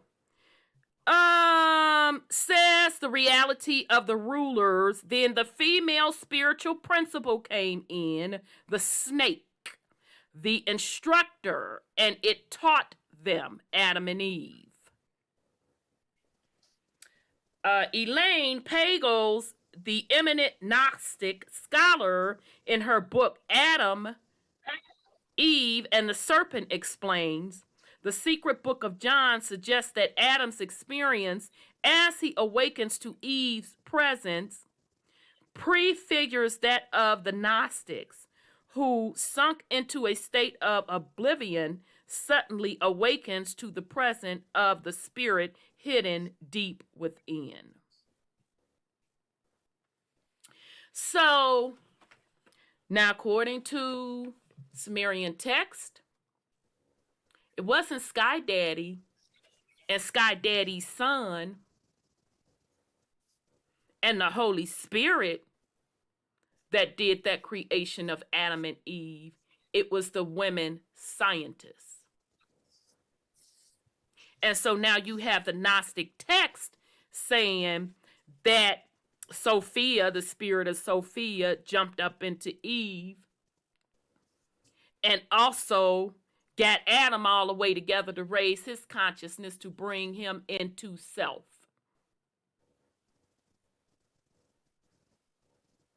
Okay, so I do also want to show you, and I know we've all seen these symbols before, but she gives depictions of Sophia, the serpent as Sophia. This is on page 20 in the book. Excuse me, family. Try to make sure. Okay, so she's giving you, showing you those examples. Okay, so I know some of us have seen those particular symbols before. Okay, all right, let us move on. All right, so remember, she's talking about in this section, so we won't lose light of what she's talking about. Did the Anunnaki themselves have a religion? Child, it's 10:30 already, damn. In our defense, we had a lot of technical difficulties. Right, I'm on page 22, and again, I'm just highlighting different facets, what I feel are highlights in the book, but I highly encourage you to get the book and read it in its entirety. She really did a very good job. And if you are familiar with Stitchen's work, or if you like Stitchen's work, I highly encourage you to take that as well and pair it up. Okay? All right, so she's saying the king gods of the cities. Okay, so I got ahead of myself when I was talking about the different training. One set of creation getting in and the other didn't. My bad, fam. Okay, so she says, how would you say, Sis Tressie, Sophia is so fire bringing the heat. Now, Sophia would have been labeled a feminist. You hate men, sit your ass down. Now, if she did all of that, and I'm liking Sophia to the women scientists, well, twofolds. The woman scientists who did the genetic engineering of that particular creation, and the nurturers that nurtured the couples. Okay? That's what I'm thinking, that Sophia spirit that the Gnostics talk about. Okay? So same principle today. If your bloodline, let's be clear, I always want to be clear, because we're talking about two sets of bloodline. When we talk about the Adam and Eve creation, that biblical creation is a separate bloodline from the indigenous people of North America. It's two separate bloodlines. Okay? But with that said, if the woman that did the woman that did the genetic engineering, Ninti, and the woman that was the caretaker raising Adam and Eve and TT them, today they would have been called all type of single mothers, feminists, bitter, this, that, and the third. Same today as some of you Negroes jump up out of a womb and got the audacity to disrespect the energy, the portal that got you here. And they'll want to sit up and play cray-cray when you get called out on it. It would be the same thing. When you wouldn't even be here without that portal. So let's keep going. So the king gods of the city. The first couple is taken back to Abzu. Because remember, that was over somewhere in Mesopotamia. Child, I done set up forgot. One of them stands that we know today, where they will have their first child. But later, Adapa and his wife Titi, the second couple, move back to Sumer, as do Ninma and Inki. Ninma, that was the woman caretaker of the creation couples, which was Inky's old lady.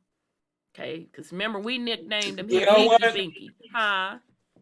When you saying TT, I was like, TT, why did I keep hearing that? And we talking about Anunnaki and all this stuff. And I'm like, Nefertiti, that just came into my head. Absolutely. Absolutely. That bloodline. Exactly. Okay, so TT and Adapa were moving back to Sumer, as was Ninma and Inki. We know that Adapa is present in Sharupak, Nema City, a biological and medical center, because he is invested by her with the title of the first king or ruler of the city. Child, clutch pearls. So you mean Adapa had got him a little city and rulership and all that before Adam?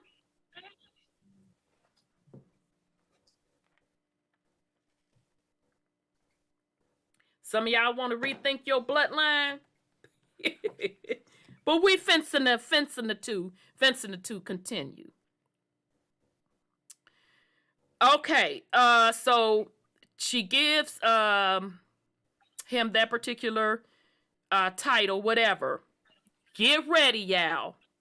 Thus, before the deluge, Ninma had already given the kingship of her city to earthlings of mixed parentage, starting with Adapa all the way to the 10th king. Child, clutch pearls, clutchy, clutch, pearls. All the way to the 10th king, Zuzundra / Noah.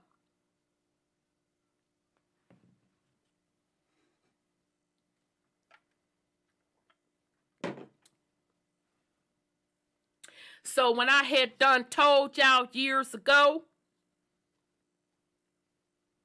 that biblical story bloodline was an Anunnaki bloodline, although Enoch, Anunnaki pretty much told you the same thing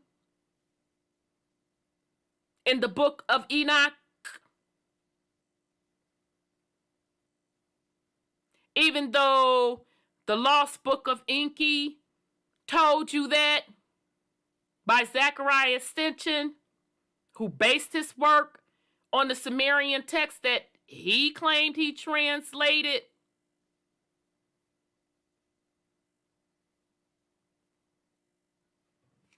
Let's continue. But Adapa is also in Eridu, a center of learning that will develop its own academics, where he becomes the first of the 7 sages of Eridu after being taught a variety of sciences, plural, including priestly ones. By Enki in his temple, Adapa became a learned scholar and scientist who wrote books for the descendants, and also a priest initiated in several esoteric sciences. One was a medical and healing system taught to him by Anu during a visit to Nibiru. And he was invested by Anu to start a priestly line.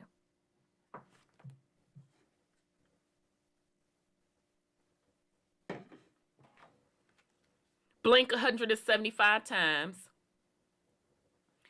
Y'all think y'all want to rethink that? Who your bloodline really is?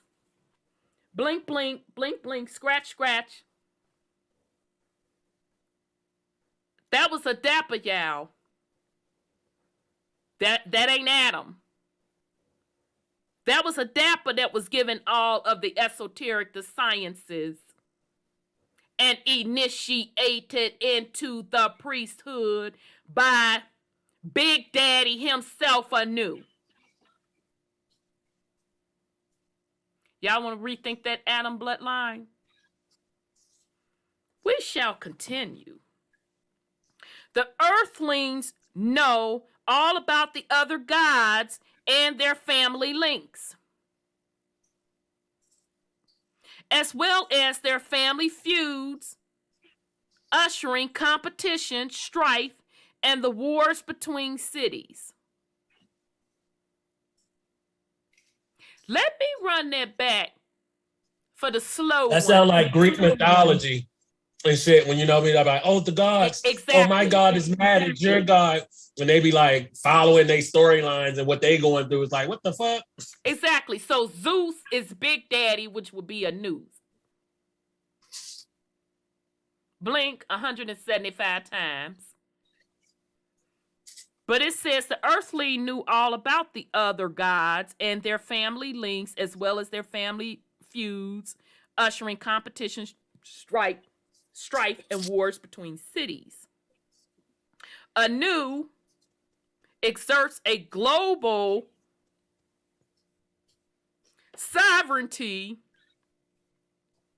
He is well known by all earthlings because magnificent feasts are given whenever he comes to a visit with his wife,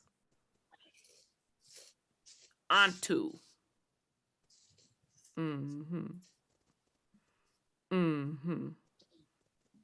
So I'm going to read Initiation, Kingdoms, and Faiths. I didn't highlight that, but I set a note there, so I think I need to read that part.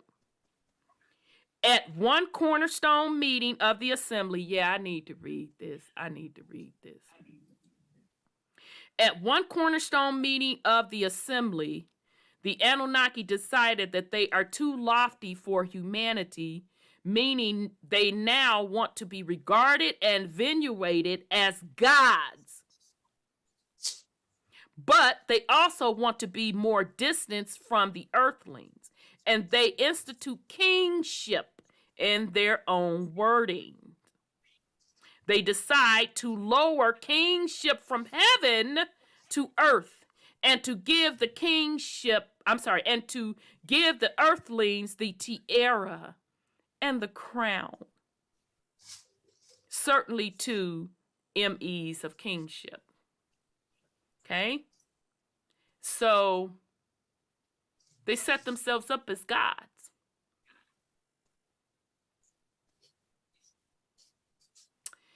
They simultaneously institute priesthood and lines of priests.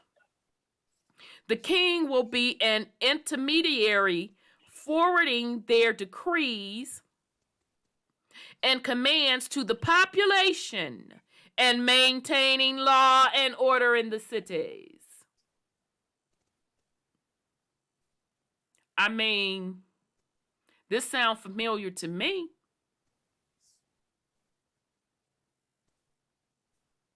But let's continue. This decree ushers in the time of the institutionalized religions, with only the numbered lords of the royal family, the circle of 12, granted the right to build their own temples and be venerated on the condition that they had received the hard-won permission from Enlil and the assembly. Even Ninurta, the forever loyal son and warrior of Enlil, had to wait a very long time for it.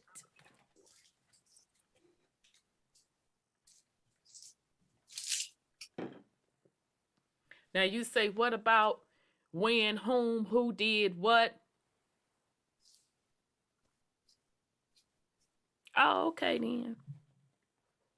The mysterious creator of all. Sometimes in the tablets, but still quite rarely comes the mention of a creator of all. I want y'all to listen carefully. Listen very, very, very, very, very carefully.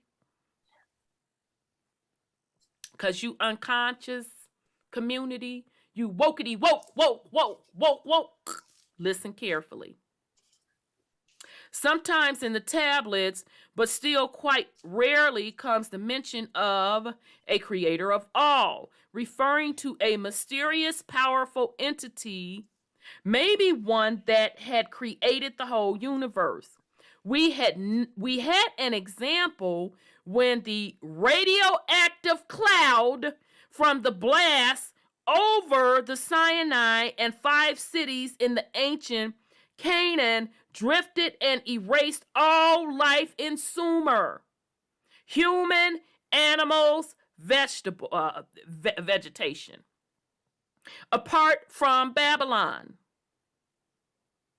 The assembly of gods, plural, the assembly of gods, plural, and first among them, Anu and Enlil, interpreted it as a sign from the creator of all that he had signaled out Marduk and his protege. Consequently, they decided to give Marduk at last Enlilship on earth. That is the rank of foremost god chief of command. So even Enlil is a title. Okay? Now, I'm going to stop here. Brother Sean, did you want to talk about, real quick at a high level, the little cartoon that you told me to watch up on Netflix? And I actually watched the whole thing. But in the first, 5 minutes? Did you feel like recapping that? Uh-oh, did you get muted? Let me look. Child, they've been messing with his line all night. Wait a minute. All right, let me unmute you. All right. Everybody unmuted. 832 in there too. Yeah, I'm just seeing him. I let him in. I'm sorry. I was trying to get through that. Okay, sis, I just unmuted you again. Okay, thank you. Okay, Brother Sean, are you unmuted? Okay, I'ma tell it because he could have stepped away. He sent me a cartoon. Let me get the cartoon. Wait a minute, did he text it to me? It's Netflix cartoon. An anime. Yeah. No, he didn't. Wait, what is called? Yeah, that's why I'm getting it. I'm gonna have to go to my message. I thought he texted to me. Hold on a sec, fam. I'm fencing to get it to you. Cause baby, in the first 5 minutes, and he was like, "You don't have to watch it long," cause he know me. If it don't hold my attention, he'd be like, "Did you watch it?" I'm like, "It was boring." So he know I click up off of it straight up quick. Darwin's Game? No. It's one of Oh. them Japanese things. Now, see, I can't find it. See, that be ticking me off. And he just sent it to me because I literally just watched it. Let me check my text again because it's not showing up. Well, why you looking? Because that made me think. I was watching this one anime on Netflix called Darwin's Game, and the whole premise of it is that so these people get drawn into this game, this like simulation game, right? And how they get like it's an app on their phone, and when they get into the game, they get like a virtual snake comes out and bites them, right? So the virtual snake bites them, stabs them, kind of gives them a jab. Then they go into this virtual world where they have these they're given these powers, and they activate them through sigils. They literally talk about sigils throughout the whole show. Like, what does your sigil do? My sigil does this. My sigil does that. Blah blah blah. And then they have to basically like fight against each other for like resources and pitting each other against each other. Hence the name Darwin's Game and whatnot. But I just thought it was interesting that they like get bitten by this virtual snake to go into this game to like fight to the death, basically. But they're given these like powers through sigils, which is really like activated through their DNA and all this type of stuff. But yeah. Right. Damn, y'all. It's like we were talking in the Twilight Zone. Now I can't find it. And I know for sure he sent it to me and we talked about it. I watched it the 5 minutes like he said, and then I responded back and I was like, wow, basically I'll get the name for y'all. Hopefully when he comes back in, he'll be able to give the name of the Netflix anime. In the first 5 minutes, y'all. Castlevania? Nope. It's look like a Japanese anime. In the first 5 minutes, y'all, they go over what we have been talking about with the Anunnaki and how it's a council. And in the first 5 minutes, they were like showing all these different myths or whatever. They were showing the different gods in the audience, quote, quote, gods in the audience. They showed Hermes, they showed Aphrodite and different folks. And they were in this council meeting, and the council meeting, child, was whether or not to reset or create a deluge on Earth. They were voting on it. And so everybody voted yeah, of course, and they voted yeah because the people were waking up and they weren't worshiping them anymore. Or as much as they wanted them to worship them. Ragnarok. The records of Ragnarok. That's what it is. Yep. The records of Ragnarok. Thank you. That's what it was. Bingo. Sure was. Thank you, Antoine. Hey, good seeing you, beloved. Yes. Literally just found it as he typed it in there. I literally typed what you said, Netflix anime, Gods Create Deluge. And it came up too as soon as he typed it in. Baby, in the first 5 minutes, I said, get the blank up out of here. You mean to tell me this what they putting in anime? In the first 5 minutes, y'all, they were voting on whether or not to do a deluge on Earth. And so one of the other characters, because everybody had voted pretty much yes. So one of the other characters was like, y'all so full of crap. Y'all scared of them humans. You want to sit up here and talk all this crap about these humans, about how y'all all that in a bag of chips. But every time they rise up to a certain level of knowledge, you wants to do a deluge on them. If y'all really about that life, why don't you challenge the humans? Why don't the humans fight the gods? And so they were like, I dare you by any means feel that the humans are beyond us. Yes, let's have a battle. So I only got the first episode. I'm going to get back into it. Child, I be having so much stuff go on. But I was floored that they That's like that back in the day.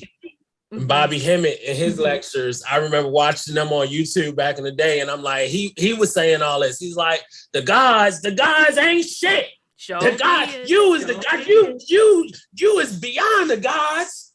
They Sure over here did. trying to figure out what the fuck you trying to do. Sure did. Once Bobby Hemmett got passed, and shout out to Bobby Hemmett, I still say he's one of the true ones. Because you saw Bobby Hemmett go through his evolution through the knowledge, because he went through his time of, tuning into the gods to get them to do stuff for you, this, that, and the third. And then he got to the point where he literally came out and said, fuck all of that shit. They don't have no power. They're weak. You got to do it for you. So shout out to Bobby Hemmett. He's a true one. He was way ahead of his time. But yeah, so check out that. I was shocked that they put that in the anime. I was really, really shocked. Okay? And so those in the Mud Flood community that talk about the different resets,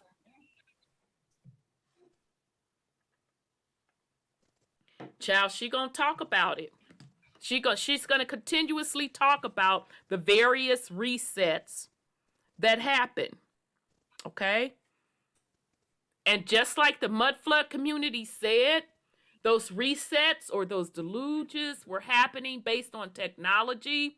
That's exactly what she's saying in this book as well. So even with the creator of all, when she talks about them talking about the radioactive cloud from the blast over Sinai and the 5 cities. So that's a reset right there.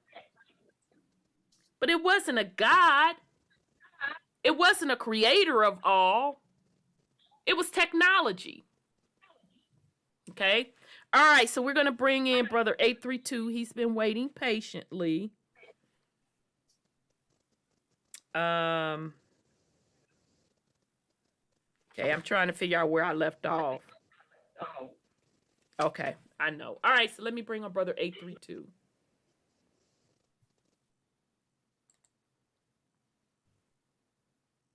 Okay, Brother 832, you should. There you go. Brother! Pedra! My sister! Another mister! Feathers up! Feathers up, brother. Stakes of America down! John! My brother! From another mother! Sitting on Mount Olympus! Throwing them black lightning bolts down tonight! The solar system to land upon the rings of Saturn. Scotty Youngblood, what up, though? What up? What up? Went in circles like in a hurricane or in a tornado. Or I'm floating around trying to find Kansas, looking back from Oz and going through the looking glass of Dorothy, Alice. Which one we gonna take tonight? You know, I had really wanted to share something for an insight. I guess you could kind of say it's a modified fuckery report, but just bear with me for a moment because yesterday was supposed to be my day of birth or ascension from the womb, or however you want to call it. But this is what I want to give some thinking on. 3 news stories that happened yesterday on my birthday. Okay. Let's start backwards. First, with the motherfucker Gavin So-called Newsom Virgo. not being recalled. Now, the election was on Tuesday. Yeah, But we Sis find out the Sandra news talked about that because she's yesterday. in Cali, right? Her and Yeah. son Scotty. Yeah, well, I'm just giving you some examples. These are, like I said, possibly a modified fuckery report, but it's technically news. And I'm gonna tie it together when you think about it. So some numerology, some symbology, and maybe you want to use the parallel what you said about these other things that you've been talking tonight, not just the dinky. But just bear with me for a moment. Second news story, and these are 4 young women. Is the so-called pedophile. Now, he ain't so-called because he's down in jail with over 100 years, Larry Nassar. But you have Simone Biles, the only melanated one, the most superior goat, greatest of all time. And 3 fair-haired, pale-skinned, I guess you would say these were victims of white slavery, according to Noah Webster, because that's the original definition of white slavery, right? Right. These 3 supposed Barbies out of the gymnastic world testifying before the Senate and the Congress. And I'm actually just thinking about this in this moment, but I got another thing to tie for you. But it's the third story,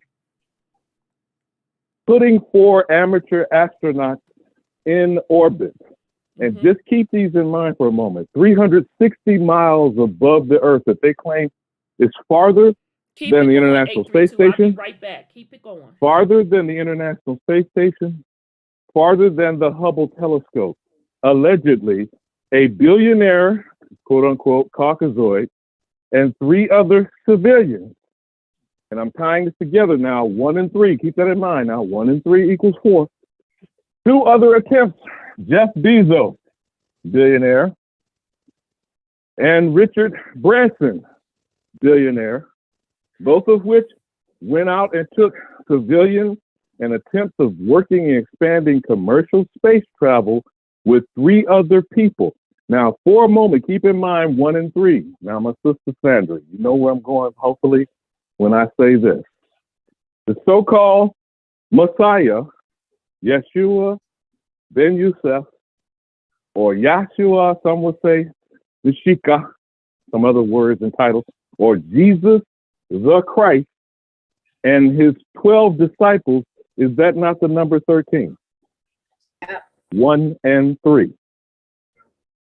Now, this mythological number, for one way you could look at, gives us the number 4 in numerology, and there's certain esoteric, powerful things that could be taken into consideration with that number. But I'm drawing again the parallel of 3 different efforts. The latest yesterday was Elon Musk sending a billionaire, quote unquote, white businessman with 3 civilians into commercial, quote unquote, privatized, quote unquote, space travel. Now, I put that in the realm of what y'all were discussing tonight of being supposedly under the dome. Okay? I had a lot of thoughts when y'all were going over that part of the conversation. Have you ever considered, many of you have traveled or visited a planetarium, and how do they show you the night sky projected on the ceiling? Would that be an example? Through a projector. Okay. Would that be an example? And I had the thoughts of what you were going in, good brother Scotty. Reflection and refraction. Most people can't understand the concept of that if you don't use this as an example. On the surface of the water, you can understand light beams that penetrate a medium going from air to a liquid transition, right? Some refracted light is what dispersed under the surface of the water. Some reflected light, it depends at what angle it hits the surface of the water. It could come back, what, at a 33 and a third angle, for a third, or it could come back 45 degrees. It could come back at supposedly 180, which would mean it went directly down, hit it at such a unique angle that it reverted back on itself in the opposite direction. That will be 180 degrees, right? Those would be examples of reflection. So how does the black sun beneath get reflected above to the canopy some people will refer to? That's what you say, the heaven, the dome, or whatever. It's a difficult thing to truly share. Well, this is a difficult thing to describe for people listening. This is almost a visual thing that we're discussing. And it's very difficult to talk people through what you are visually discussing. Mm-hmm. But those are thoughts that ran through my mind. If you were a supposed aquatic fish or something that lived in water, how would you see light, my sister, that came through the surface? Some of it refracts.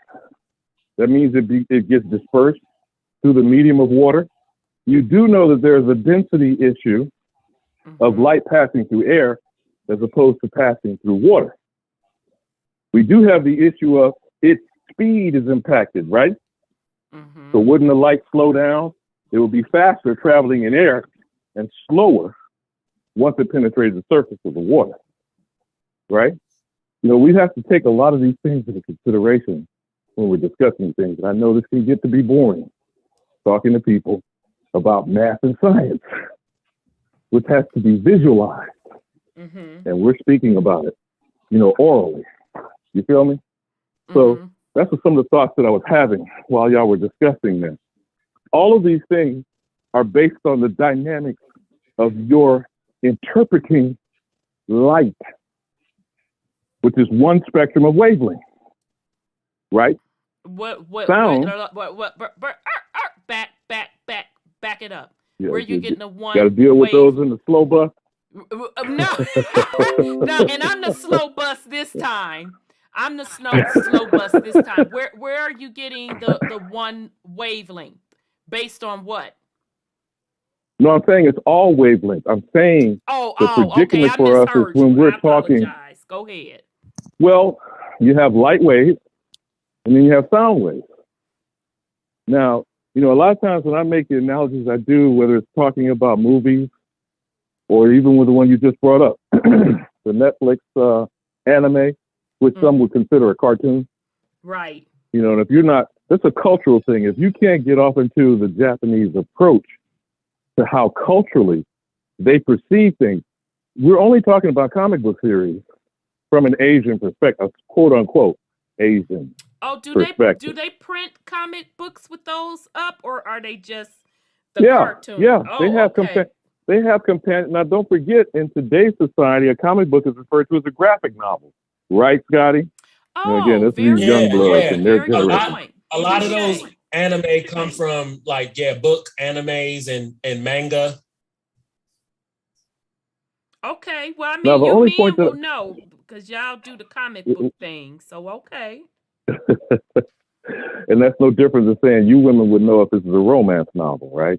Yeah, that's not exactly stereotyping people. That is a difference of perspective. That's the reason why they're called genre when you're talking about film and TV, typically. They are called a spectrum if we're talking about wavelength. That's what I'm saying about light. There's the light spectrum of wavelength, and there's the sound spectrum of wavelength. But it's still wavelength, okay? In regards to what you were saying about 369 and Tesla, I'll again reiterate, whether you paid attention to it or not, these are some of the wacky things with my warped perspective that I observed. They initiated the statement out of arrogance and competition. If you remember, they kept going back and forth who was truly going into space when it was Bezos and Branson. Remember that? They argued whether or not they went beyond the so-called bottom layer of what would be quote unquote outer space. So the argument was Branson went up with a plane, but didn't go high enough in what internationally is considered the demarcation. He went over elliptical long path by using a plane, and then he came back down as a glider. Remember when they landed? Okay. Whereas Bezos shot up in a rocket and went straight up and came supposedly straight back down. But because he went up in a rocket, he went up higher than what Branson did flying in his space plane. Going into the details of this is somewhat boring to some people, but I'm just pointing out specific differences. Okay.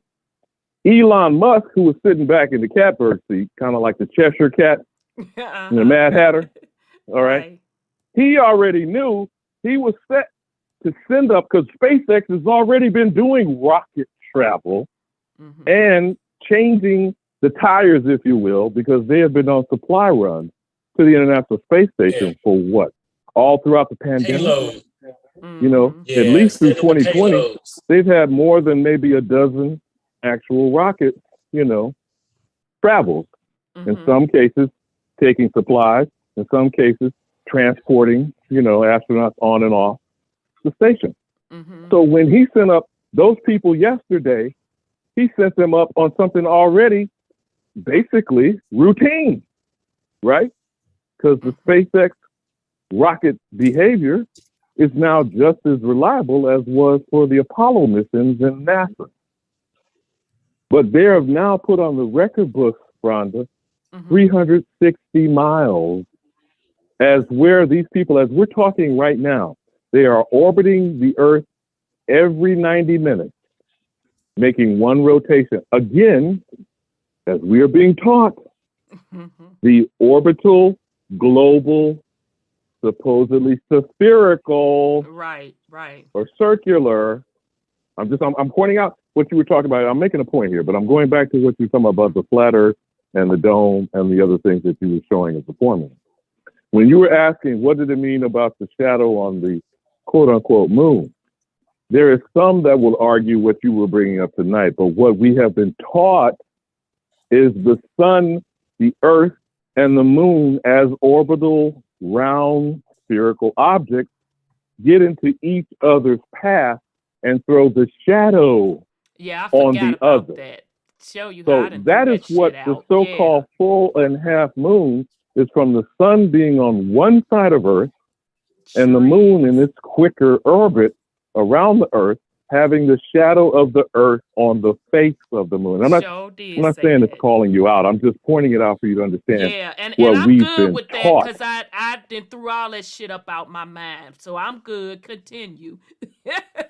No, I'm just pointing out again, as I said, I repeat, what we have been taught. Okay? This is what we have been taught as so-called planetary science. Right. So when I'm pointing out the examples of these three space orbiting efforts, one quote unquote billionaire white man and three sheep, if you will, the unwashed masses, for what they called in today's report from yesterday, amateur astronauts. And now we're becoming the Jetsons. Don't you understand that? Still waiting for the flying car, by the way. We ain't about a moment in time of, remember that goddamn escalator with the cartoon the entrance flying where he cars would have exist, closed it? brother. They exist. Yeah, no, I'm talking about the Jetsons cartoon. Yeah. It's from about the same time as Star Trek's first original airing and broadcast. 1962, I think, thereabout. But it's always been, for me, and you and I, we kind of geeked out back and forth. Twilight Zone has always been the shit. Yeah, I know. Me. Hands down. And Twilight Zone starts in the late 50s, early 60s. Okay? So like about 58, 59 to 1960s when Twilight Zone started. So when we're talking in the manner that we're talking, we are talking alternate realities, right? And if you understood, the whole theme of Twilight Zone was breaking sound, mind, and remember that eyeball vision, which is based on light waves going through the cornea, striking the retina. Isn't that how we supposedly perceive yes, light? Yes. And give it That's exactly what I was talking about earlier. Yes. Well, but follow what I'm saying, though.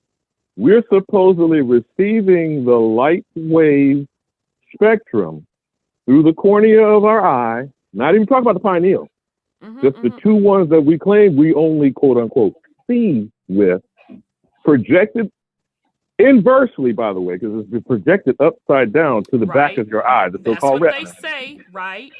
And then transformed inside this what? Amorphous gray matter we call the brain. Yeah. And then tells the brain to tell the rest of the body what? This is real. Child, now I know I might be wandering a bit here in what I'm talking always about, go but up the block around the corner, but I'm with you.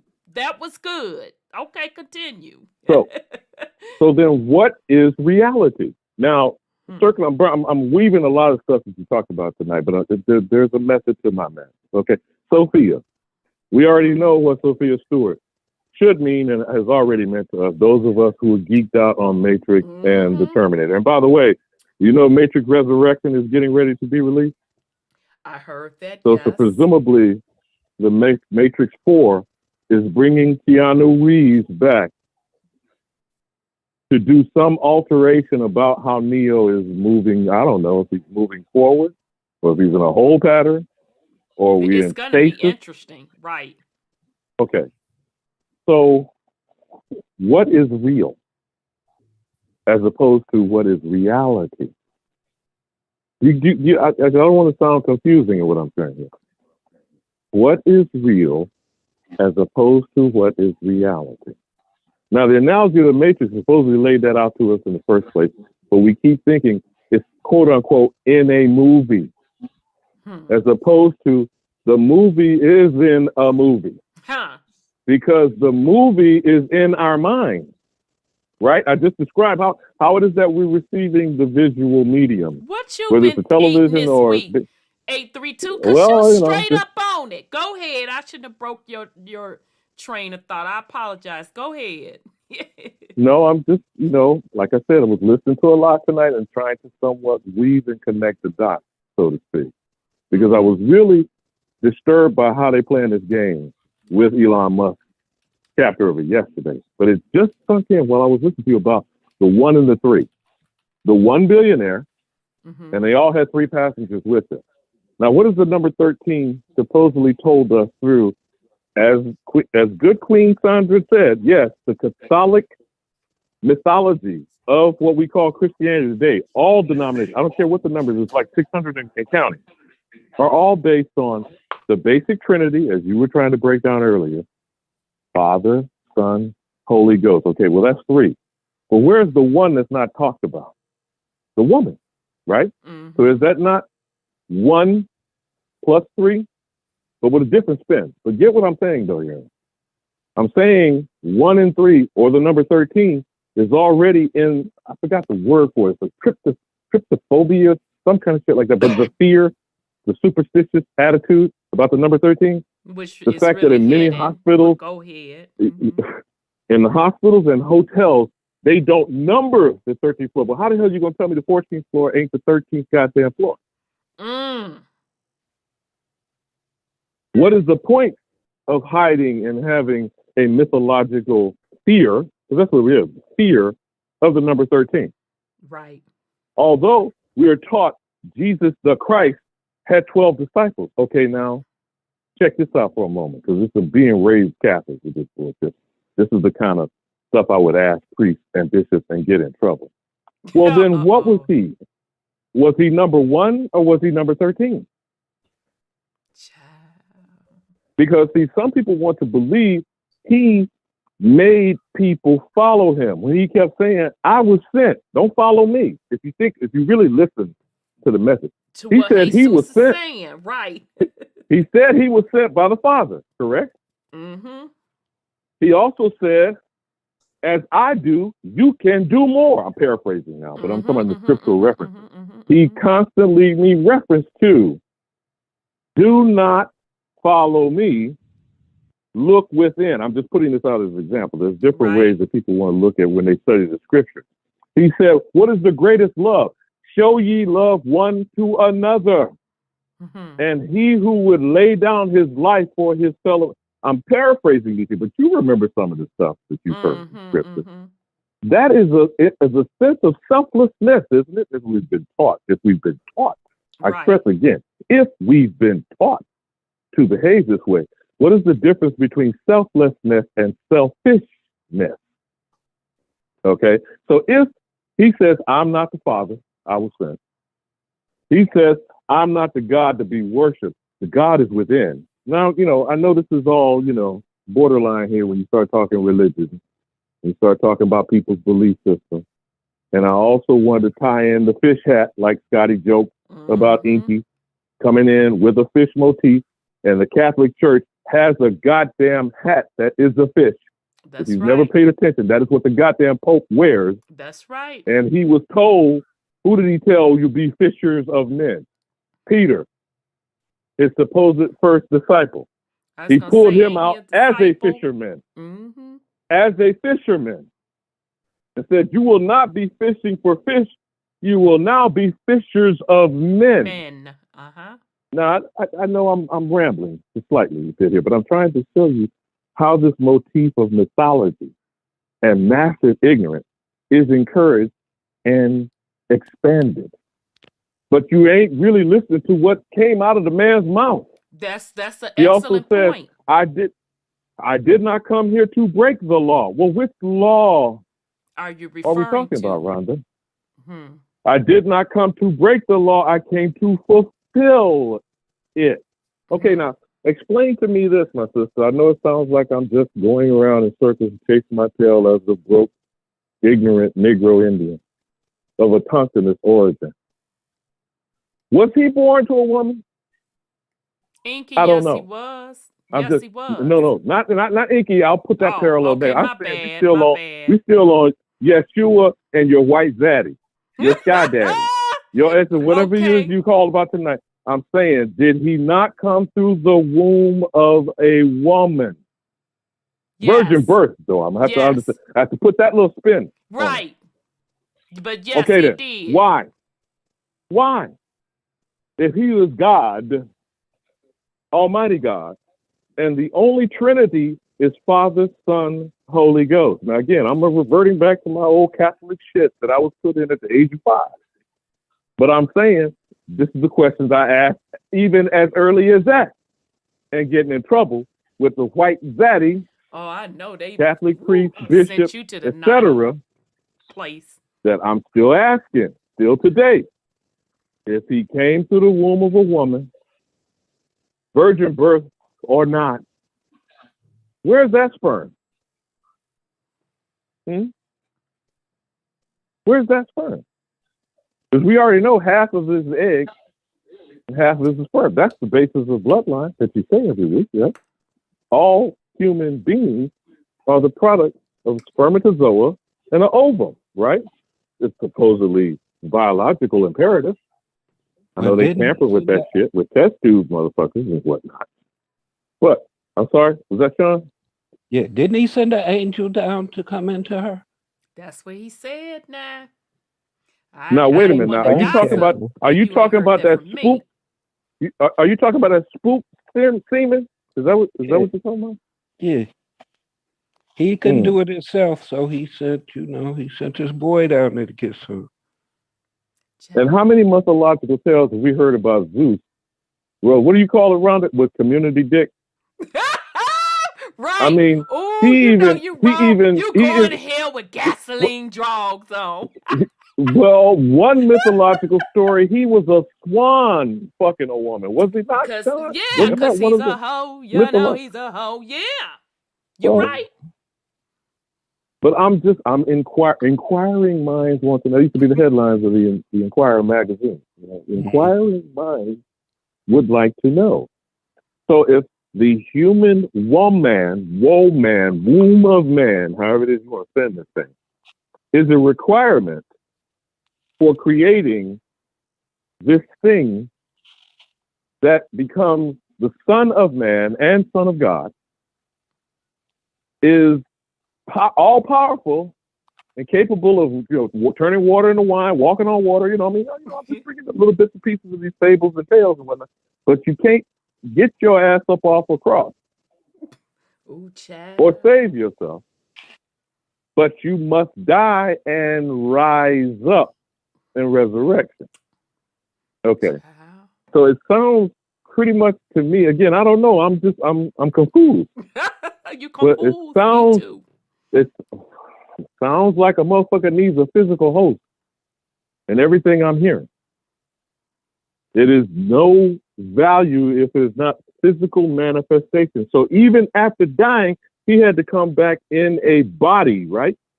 He had to come back in physical form, right? If you're taking this mythology to its actual fact. Now we have stepped away from Pisces to Aquarius. That's what our discussion, our conversation is transitioning now in this moment in time, right? What was that? Was that 26,000 years? Yes, and some On change. the Yes. circulation? 25,960, but yes. Okay, so where is that on the clock? Backwards from 2021 and starting this inky shit under this Piscean factor? But then how many times will I have to, I'll have to do that 20 times. Don't I? If the motherfucker was here 450,000 Yeah, years I ago? calculated 17 and some change, but yes. Okay. I'm just still trying to piece these things together. A motherfucker came up out of the water with a fish hat and a goddamn aqua suit. So it sounds like Aquaman like a motherfucker to Right, me. it does. Okay. So motherfucker came up out of the water with a fish suit and some goddamn helmet that he had to be able to breathe the actual toxic environment of this place. Come on now, that tell existed. it now. Okay, so now when we're talking about they created this goddamn it, what I don't know what is it, castaway genetic altered motherfuckers, because I really wanted to umbrella tie all this together with two words tagging off of you, piggybacking off of you, sister. Organic versus synthetic. I know you weren't thinking about it at the time, but you were kind of pushing it. Yep. And, I wish you would come with it. But the organic, or as I say, it's original versus Xerox or copy. Okay, same thing. So organic versus synthetic. Now they came here with a motherfucking, what do we call this in chemistry class? The motherfucking test tubes and petri dishes and shit. Yeah. Is that what we call them? That's what we So call what did they call those devices? Do you remember the thing they called the ME? Is either one of you, Sandra or Scotty, y'all got your Lost Book of Inky and Francis? I wish I had broke it out. I think it was magnetic. Sis Sandra had told us if she hadn't left. No, what they call the device, the ME, is what we have in our hands today. We call cell phone, or we all call it an iPad. But if I'm not mistaken, I'll have to go back and reread it and maybe bring it back to you next week. But I'm pretty certain that was some of the devices, the technological devices they had. Inky, it was like a tablet. Right, it's called an ME. Exactly, it's called an ME. It was in the Lost And if Book you of remember Inky. when he told the scribe, he gave him something that we refer to today as like a stylus. And remember back in the day, those quills that they used, because you took a feather and you made a quill and used ink, which is indigo, blacker than blue black, right? And all messages are from black lettering on some quote unquote white, if you want to use it, or pale version of parchment. So is it the white paper or the black lettering that transmits a visual image to my cornea on the back of my retina for me to translate? What do we call that? I'm sorry, is this that word? Language? Is that what we call it? Yeah. How many languages have we had since these motherfuckers in the script of Sumerians that were called what? Hieroglyphics? Right. Glyphs? Symbols? Yep. Sigils, as Scotty was saying? Yep. Okay, so again, any of these manifestations, whatever word it is that you are comfortable with in using it, it is because I see it, correct? If I don't see it, what's being communicated? What's being transmitted? To go through my eye, I still ain't got to the pineal, because you know we got a whole lot of other dynamics to deal with the pineal. Right. Because the pineal is motherfucking what? Telepathy? Yep. Is altered state? Is out of body experience? is picking up other parts of the spectrum, which is electromagnetic, not Bingo. sound, not sight, Bingo. light.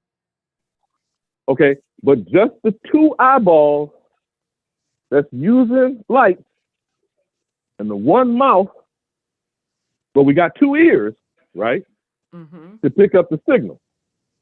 So we got one mouth that's putting out sound. We got two ears that are receptors to receive it.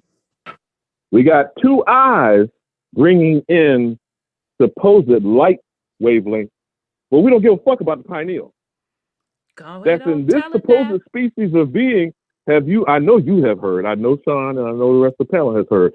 These motherfuckers shit is calcified, is it not? Yeah, a lot of Is people not their saw it. pineal gland Mhm. calcified? Yeah, I think that So- Adam bloodline is, but continue. Yes.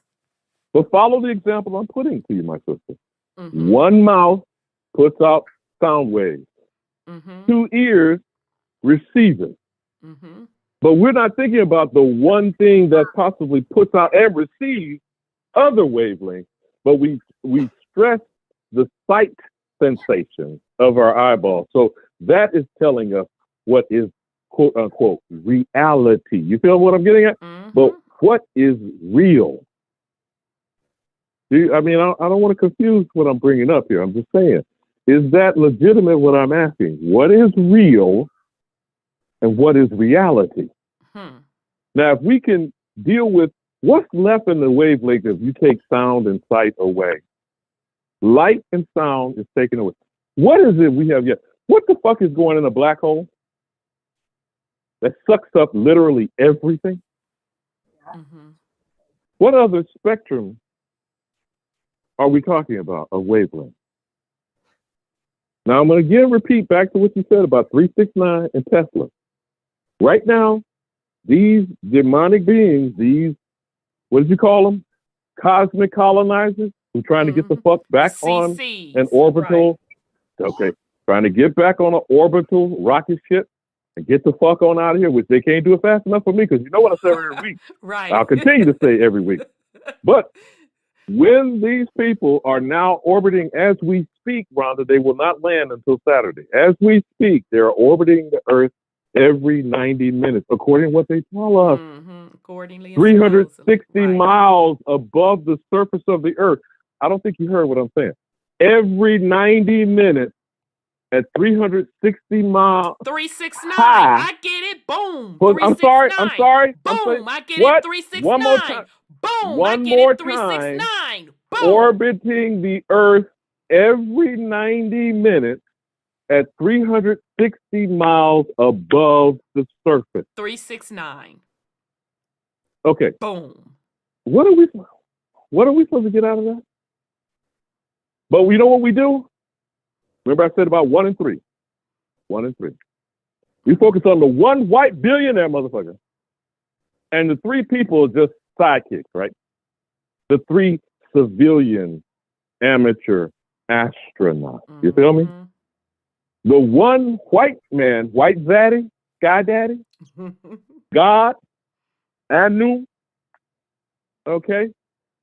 But they need the multitude of 3, whether you want to call it the Trinity, the Triad, trigonometry. Good son, Scotty. You said that was fucking with you? It was the trigonometry, the trigonology, as Malcolm would say. But I'm still asking, why the simplicity of shit we can't fucking seem to understand, Ron? The simplicity of shit that we're being confused by these people bring in the complexity of bullshit. And so while we can only see so much with 2 eyeballs and don't give a damn about the pineal in the center of they also say that's the soul seat, do they not? Yes, they do. Do they not say that that's supposed to be a sort of soul? What is that? What is the soul, really? If we're supposedly a soul being having a physical experience, so we're in this goddamn material vessel that ain't about shit. But isn't our whole existence based on materialism? Capitalism? religions of one ism or not, Mm. sexism, racism. And now they want to try to convince us the battle is between communism and socialism, because capitalism is number one, right? So we keep going with this ego shit and this competition shit, as I just laid out with those 3 examples of the so-called space flight, Bezos versus Branson, and here Elon Musk sitting back laughing. I'm going to leapfrog over both of you motherfuckers because I'm already in the game. Y'all both trying to get in the game. But you know what I have to say every week, my sister? I don't give a fuck what game, from who, from where, or who you are, what color you are, what gender you have, or what supposed ethnicity or religiosity, race, creed, or color. You ain't from here. So it's last call for alcohol. You ain't got to go home, but you got to get the hell up out of here. And I yield. All right, brother 832. Brother 832, you get hand clap for everything tonight, love. Now, I ain't fencing the lie, 832. You laid it out tonight. You went up the block around the corner. You stopped at the grocery store. You stopped at the liquor store. You picked up those items. Then you came back home to the kitchen and you started preparing stuff from scratch. But your final meal, you laid it out. You literally actually laid it out. Very good job. Very, very excellent analogy of making the distinction between your perception of reality through the lens of light frequencies, your eyeballs and the signals, your ears. You're getting the visuals, which are the refraction of light that's creating your reality. When your true reality is the gateway to your soul, which is through your pineal gland, because you pick up all of the electromagnetic energy or frequencies. Your consciousness. That's why the Alphabet Boys paper told you through your what creates reality? They didn't say through your eyeballs. They said through your consciousness. You literally, your thoughts, you literally can create the light refractions, which creates the physical matter. So what's more powerful? Your eyeballs and your ears, or your consciousness, your thoughts? Which one are you underutilizing and which one are you overutilizing? Which one is severely underdeveloped? And which one is highly, overly used and stimulated, which warps what reality really is?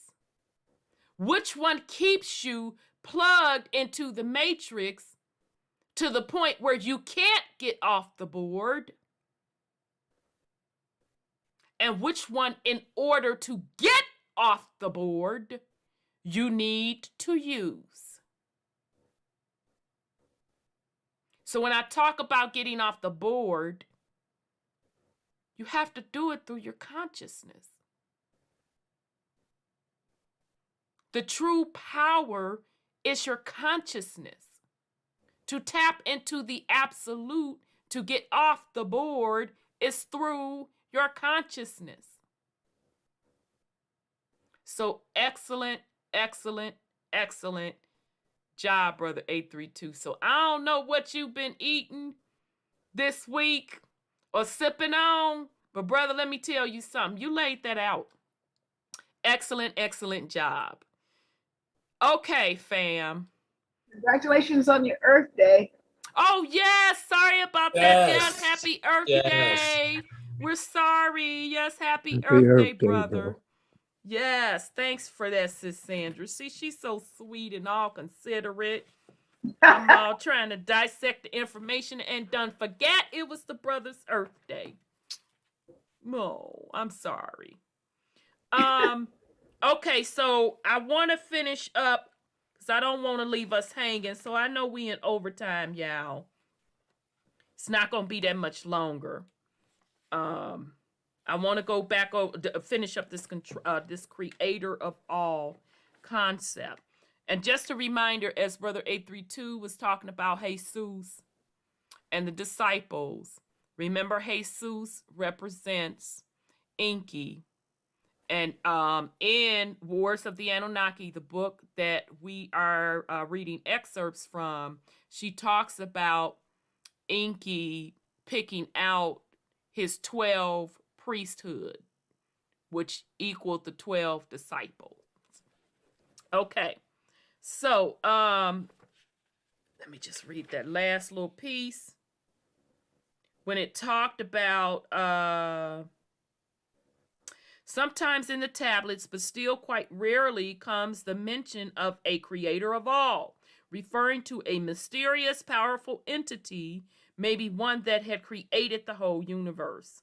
We have an example when the radioactive cloud from the blast over Sinai and 5 cities in the ancient Canaan drifted and and erased all life in Sumer, human, animals, and vegetation, apart from Babylon.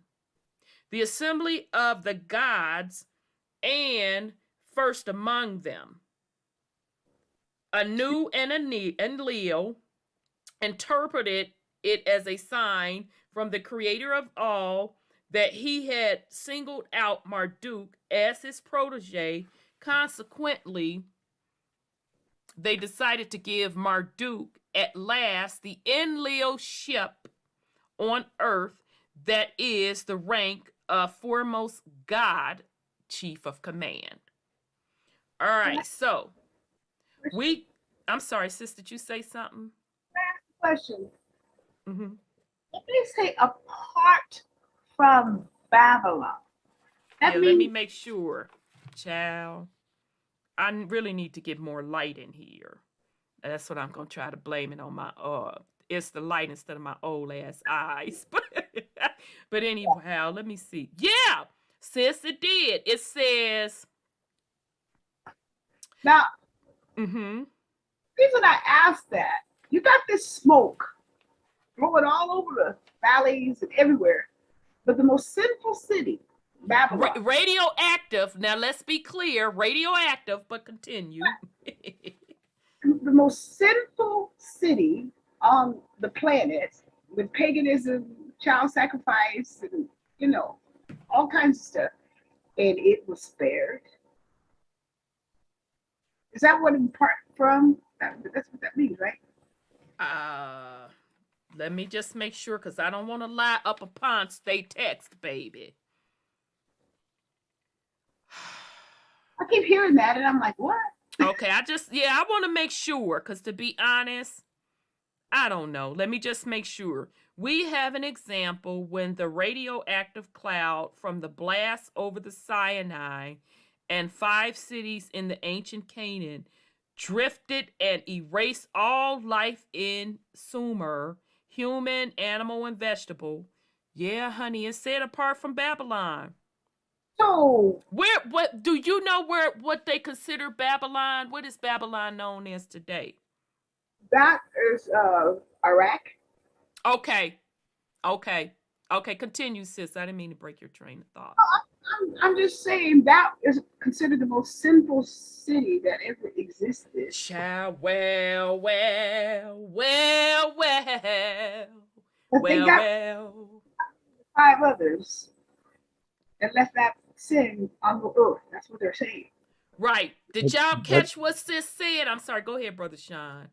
but it's considered the most sinful by who? Well, if That's a new and them saying that it's sinful. who the other cities were destroyed.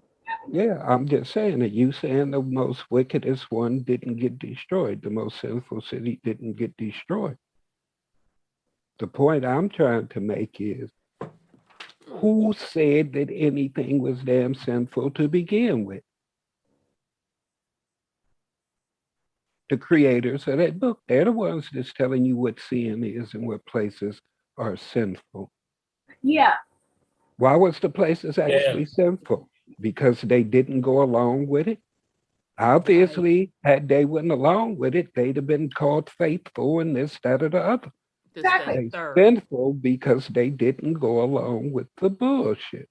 Exactly. Exactly. They left the ones that played their games there. And I was about to say they also needed some more seed to keep going on with their hybrids and their bloodline. Because if they didn't destroy all the rest of the motherfuckers, they ain't trying to start over from scratch. Right. And they don't want good seed, obviously.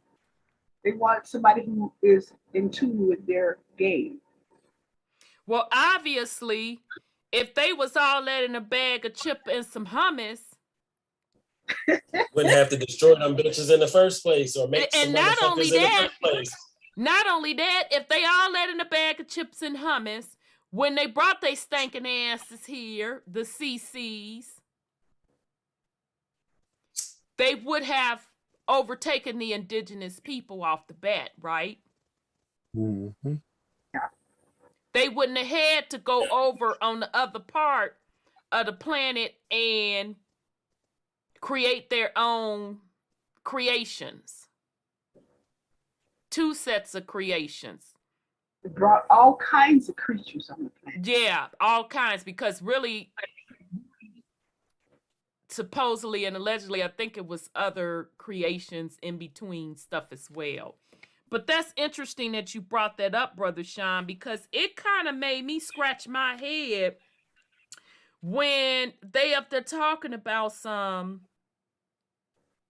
it was the radioactive cloud from the blast. And I'm like, okay, so did they know the blast was coming? Did they cause the blast? So let me just read this next paragraph. They do not seem to know Divasu, this creator of all, at least the way the earthlings knew the Anunnaki walking among them and abiding in their temples on earth. The way, for example, an earthling king described being the lover of Inanna and their embrace in her garden. Even as late as the 6th century BCE, Cyrus, the newly chosen king, had ridden side by side with the god Marduk toward Babylon. It seems this enigma creator is invoked whenever the course of events, the destiny takes a turn that clashes headlong with the Anunnaki own decisions in their assembly and councils. Each time they are shown to be utterly wrong and from our own standpoint, immensely unwise. While this creator of all appears rather unknown, distant, or else abstract, they are unwilling to trespass into his or her attributes and functions. So, this radioactive cloud, was that the council, somebody on the council destroying that stuff, or was it really Anu and them destroying it?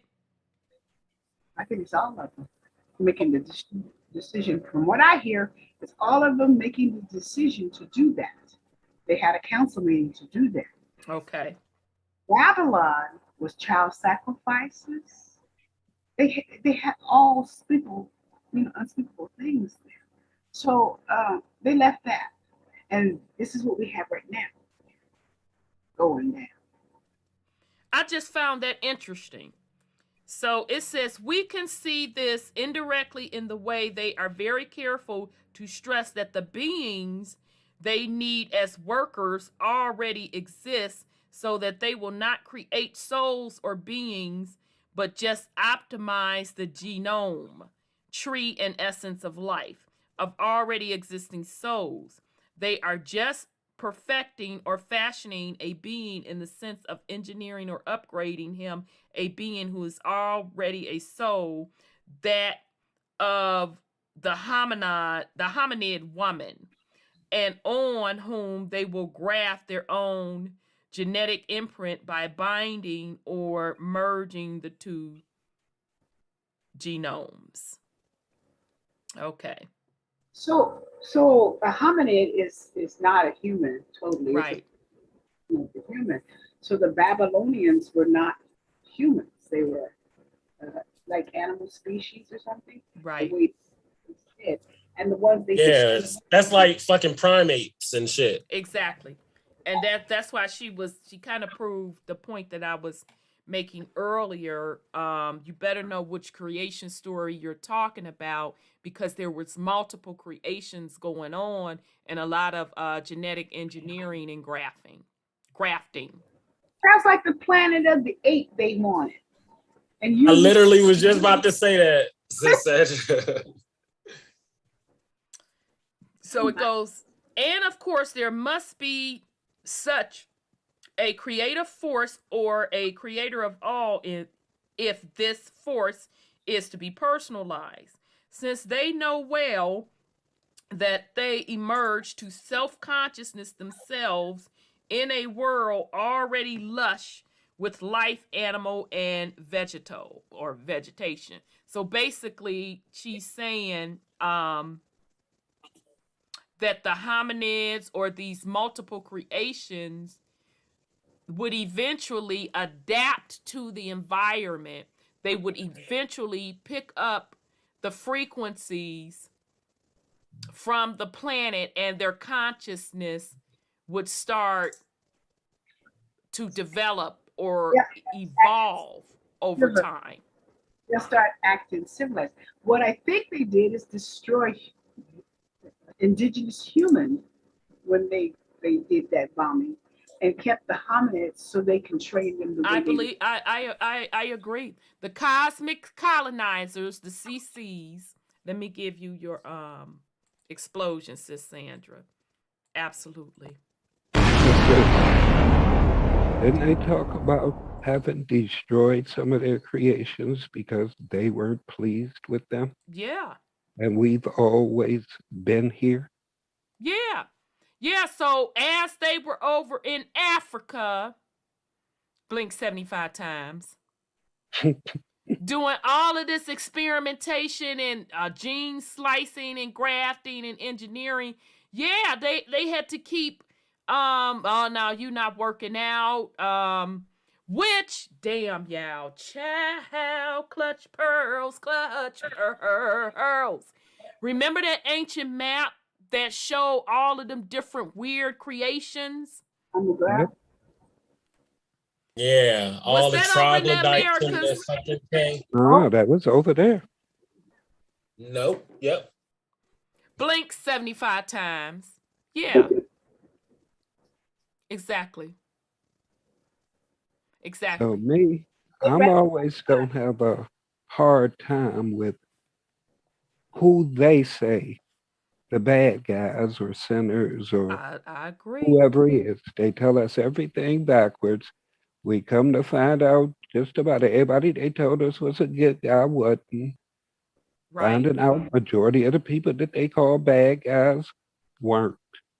Right. So I'm just always gonna have a problem with who they tell me my enemy is. That's just like the press and everything today, telling everybody who you supposed to hate or who you supposed to love. It's just the same old fucking script. Exactly. Exactly. Culture. What do they call that culture? Something they learning. They try to teach their kids culture or something.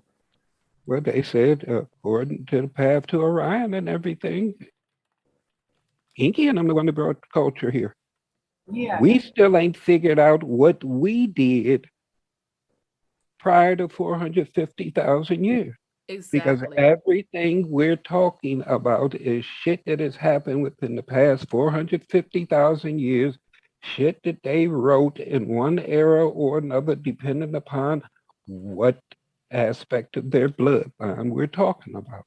But they It's still all their shit. That's why we're supposed to be creating a brand new reality, something that Absolutely. never existed before. Because none of this shit ever existed before. Exactly. That's what we're supposed to be concentrating on.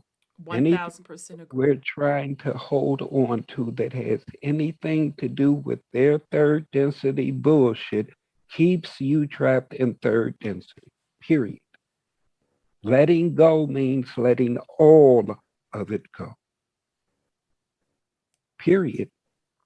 We haven't signed any of those fucking agreements. We aren't of those bloodlines. We didn't agree to shit. That's right. So not one piece of legislation or any fucking thing that they talk about, not one letter, not one goddamn period has a goddamn thing to do with us. That's right.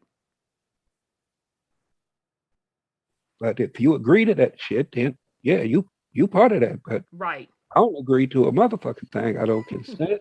None of that shit. That's right. The party over, as far as I'm concerned. I got other shit I got to do. I'm on the bigger and better creations. Exactly. But I digress. Let me give you your explosion. Y'all bringing it tonight. Shit, I was shit, y'all bringing it tonight. Absolutely, Brother Sean. Absolutely. Absolutely. And sis, yes, you're right. When you tapped into it, that bombing with that nuclear cloud, child, that was based on them wiping out indigenous people in that area. They funk ass. Yeah. That's what that Like the was. ships. They talking about radioactive cloud. Like, how about how the ships are cloaking its clouds and this, that, or the other? True that. Because I don't believe the radioactive cloud was just going around to specific areas and dodging the other ones. Exactly. They dropped that nuke on folk. Right. I was just about to say that sound like the same people doing the same shit, genocide, fucking dropping these fucking nukes on motherfuckers. Direct energy weapons, all that. Exactly. And why they doing it in the same so-called area? Like, damn, y'all can't get a new script. Y'all just gonna keep just doing the same shit on the same spots. It worked. Because it's been working up Yeah, until now. it's been working. go back and kill them. It's been working. And what makes the shit even worse is when folks with their doctrine want to mix up formula that don't go together and then try to bring all of that shit over here. How? How? I'm still scratching my locks. How does indigenous people of the Americas get tied to a Hebrew bloodline? I just can't get past that. Because that's what they was told. Child, I just can't. I can't. Okay, Brother Antoine. Let me see if you're ready. Oh, I haven't heard. Oh, my goodness. Sis talked you up again. Oh, my goodness. I had someone else talk you up. Let me see. Are you ready to come on? Ready to come on. Literally, someone just asked about you. I think sis asked about you last week. Okay, let me bring you on. She talks you up every time. So let me unmute you. Peace and love, brother. Hey, peace and love, family. How y'all doing? Good. It's so Wholeness and good to power. hear from you. I Peace and appreciate love, that. It's bro. good to hear from y'all. What's on your mind? Uh, I was really just listening to what brother LaShawn was saying. He was really just elaborating on, the hijack in the fuckery, as you would put it. But no, I personally been how you been describing on how how brother 832 was talking about how what is real and what is reality. Me and my brother have been when we go into our dreams, going to the astral plane, we've been over here commanding and taking control of our astral visits. And it was something that me and him was talking about earlier today on how every time you in that dream state, it's as if that you can't control what's actually going on, and you just basically going on for the ride. So what we've been doing personally is basically controlling the ride. And I've Yes. I've personally been having moments in there to where like I don't know if anybody else has. Hey, mama, how you doing? I don't know what everybody else have experienced in their dreams, but have you ever noticed how in your dreams you really don't see yourself as you see yourself in the physical realm? When you in that dream state, for me, I can look at my hand right now and I can see my hand, my fingerprints, everything. But when I'm in that astral plane, it's basically like it's a hologram of my spiritual body. And it was something my brother told me. He said, "Bro, when you over in that state, when you dreaming, bro," he said, "try to either stomp, pinch yourself, turn around, or do something to take control."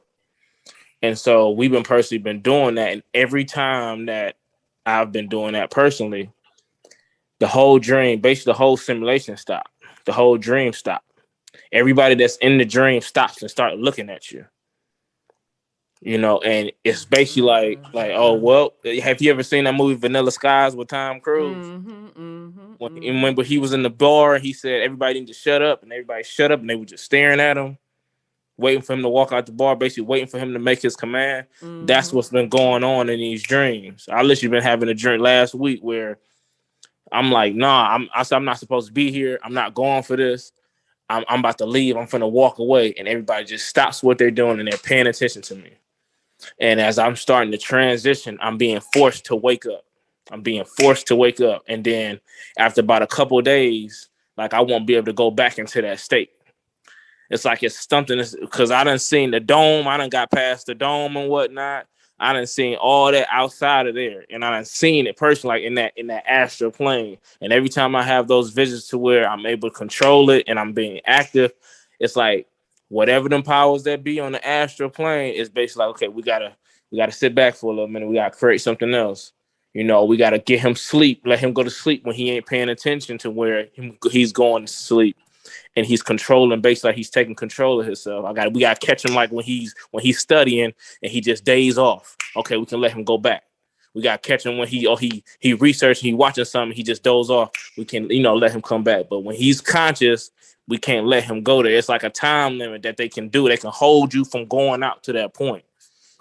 It's like because they can't hold you for permanently. It's like a temporary block. Like you go, your spirit go out. You going out. You going and getting your messages going up and tapping into your most high self. And at a certain point, they stop you and could bring you right back. Yeah, stop me, bring me right back. And I'm constantly bouncing off of it. And then after a point, they can't let me go through no more. They can't stop me from going through, and then I'm seeing what's actually going on, and then I'm controlling it. And so now it's like that tug of war battle, like with my astral plane, with my astral self right now. I'm guessing that's what they call that shadow work and whatnot. But that's what I personally Exactly. been dealing Yeah. with right now. Is that right there? Wow. Because they ain't got a program for that. You getting outside of that shit and they can't even rewrite the shit fast enough. They like, fuck. Oh This That's no nigga no done no no got no! out of They the no. I'm shit. I'm gonna tell you right now. I'm gonna tell y'all right now. Don't get this twisted. They ain't slacking. They ain't lacking. Okay, it's not like they ain't got no programming. It's just that they know. Okay, It's like on the Matrix. It's like on the Matrix. Like when you start going against that programming, them agents start shifting. And Yep. whatever them beings is start shifting. They start focusing on you and paying attention to what you're doing. And depending on your vibration is whether or not they can come and touch you and mess with you directly, or they got to sit back. How it's with me, it's been like they've been just sitting back. They got to sit back and watch. And it's basically like whatever he allows us to do, that's what we're gonna do. But he allows us to do nothing. He tells us we got to sit right here. We have to sit right here. And that's what's been happening. I've been telling them folks, you got to sit right here. Get out of my way. And they literally get out of my way. Mm-hmm. They have no choice. Going this way. Exactly, because they have no choice whatsoever. Exactly. Now I'm trying to find mirrors. I'm trying to see my actual self, because every time I look and like view myself, view my hands, I'm literally seeing that I see my hand, and then it'll shimmy and the hologram will come off and I see my astral hand. And it'd be shimmering through both and both. Like I know, like a silhouette. I know that's me, but it's also that it's coming off and I'm seeing my true self. Wow. I'm pausing, and if you look this back on YouTube, you'll see me smiling, and I'm smiling because that's excellent work that you're doing. I'm so proud of you. And the other piece is it was meant for you to come on tonight. Number one, assist. Literally, she just asked about you last week, and this is the second time she's done it. And I'm like, oh, our son, he'll show back up when he show back up, and here you are. The second part, my other niece, she was just asking me about how do you meditate, how do you do this and that. I told her, quote, start with your dreams. Start controlling your dreams. Start practicing. When you're dreaming in color, you are in the astral realm. Start controlling your dreams. And here you come on and you literally just explain the entire scenario. You literally explain the entire scenario. You explain being on that astral plane, and you realize that you were on the astral plane, and you realize you had to control it. You had the power to control it, and they have no choice but to listen to you. Because there's the astral realm and then there's the soul plane. Exactly. The astral realm is still a part of the trap. Exactly. And you got to get past that. That thought used to go to the astral plane and get ran out of it, remember? Which, remember in the Alphabet Boys document, I'm just going to remind y'all, when they talked about when you are traveling via the astral plane, they told you that other beings will see you. And they told you that you have to do what?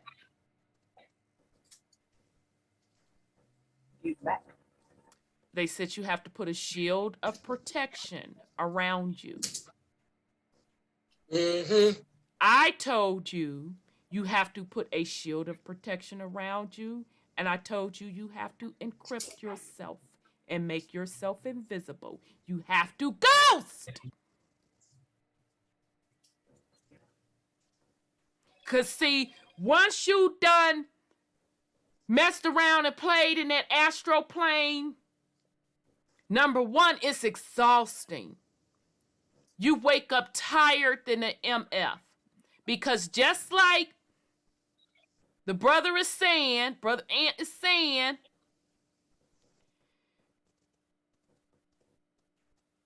they start to recognize you, that you recognize them.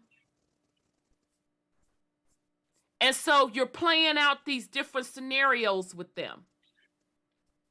Okay? And like he said, they're rewriting the script and you saying, nah, mother F, I told you no. Go on with that.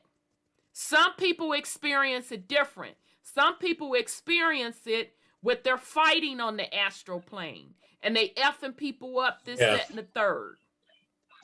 I literally all like when I was younger, like literally all of mine would be wars. I'm like, what the fuck? Like, I'm tired of going to Terminator every time I go to sleep. Like, what the fuck is going on? Exactly. So that's the same thing. You're going to war because what you're trying to do, you're trying to break out of the illusion with your astro true body. Okay? But once you've played that over and over again and you realize you can control it, and you literally get physically tired of it. Because literally, like the brother said, even if you doze off, your subconscious now knows I can't even slip for that little moment. Because these MFs think they slick. But that gets exhausting because physically, what I'm saying, that gets exhausting because when you astro travel, you're not really getting a physical rest. You're really not. And plus, you get tired of playing out those scenarios over and over again. That is why. And there's some things you can do before. What I try to do, if you like work out and meditate before you go to sleep, it can help your actual physical body be in a more like restful state, so that when you're, astral, etheric, whatever body you traveling on, whatever realm you're going to, you gotta make, like you say, when you're going out there, you gotta have protections because we on this third dimension realm and you got a physical body. You gotta make sure that your physical body is, in a good state to do that stuff on the other realms. I disagree with that.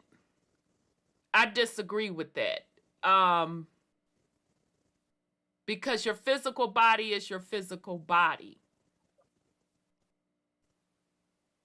Your spiritual body is the true body, is the strongest.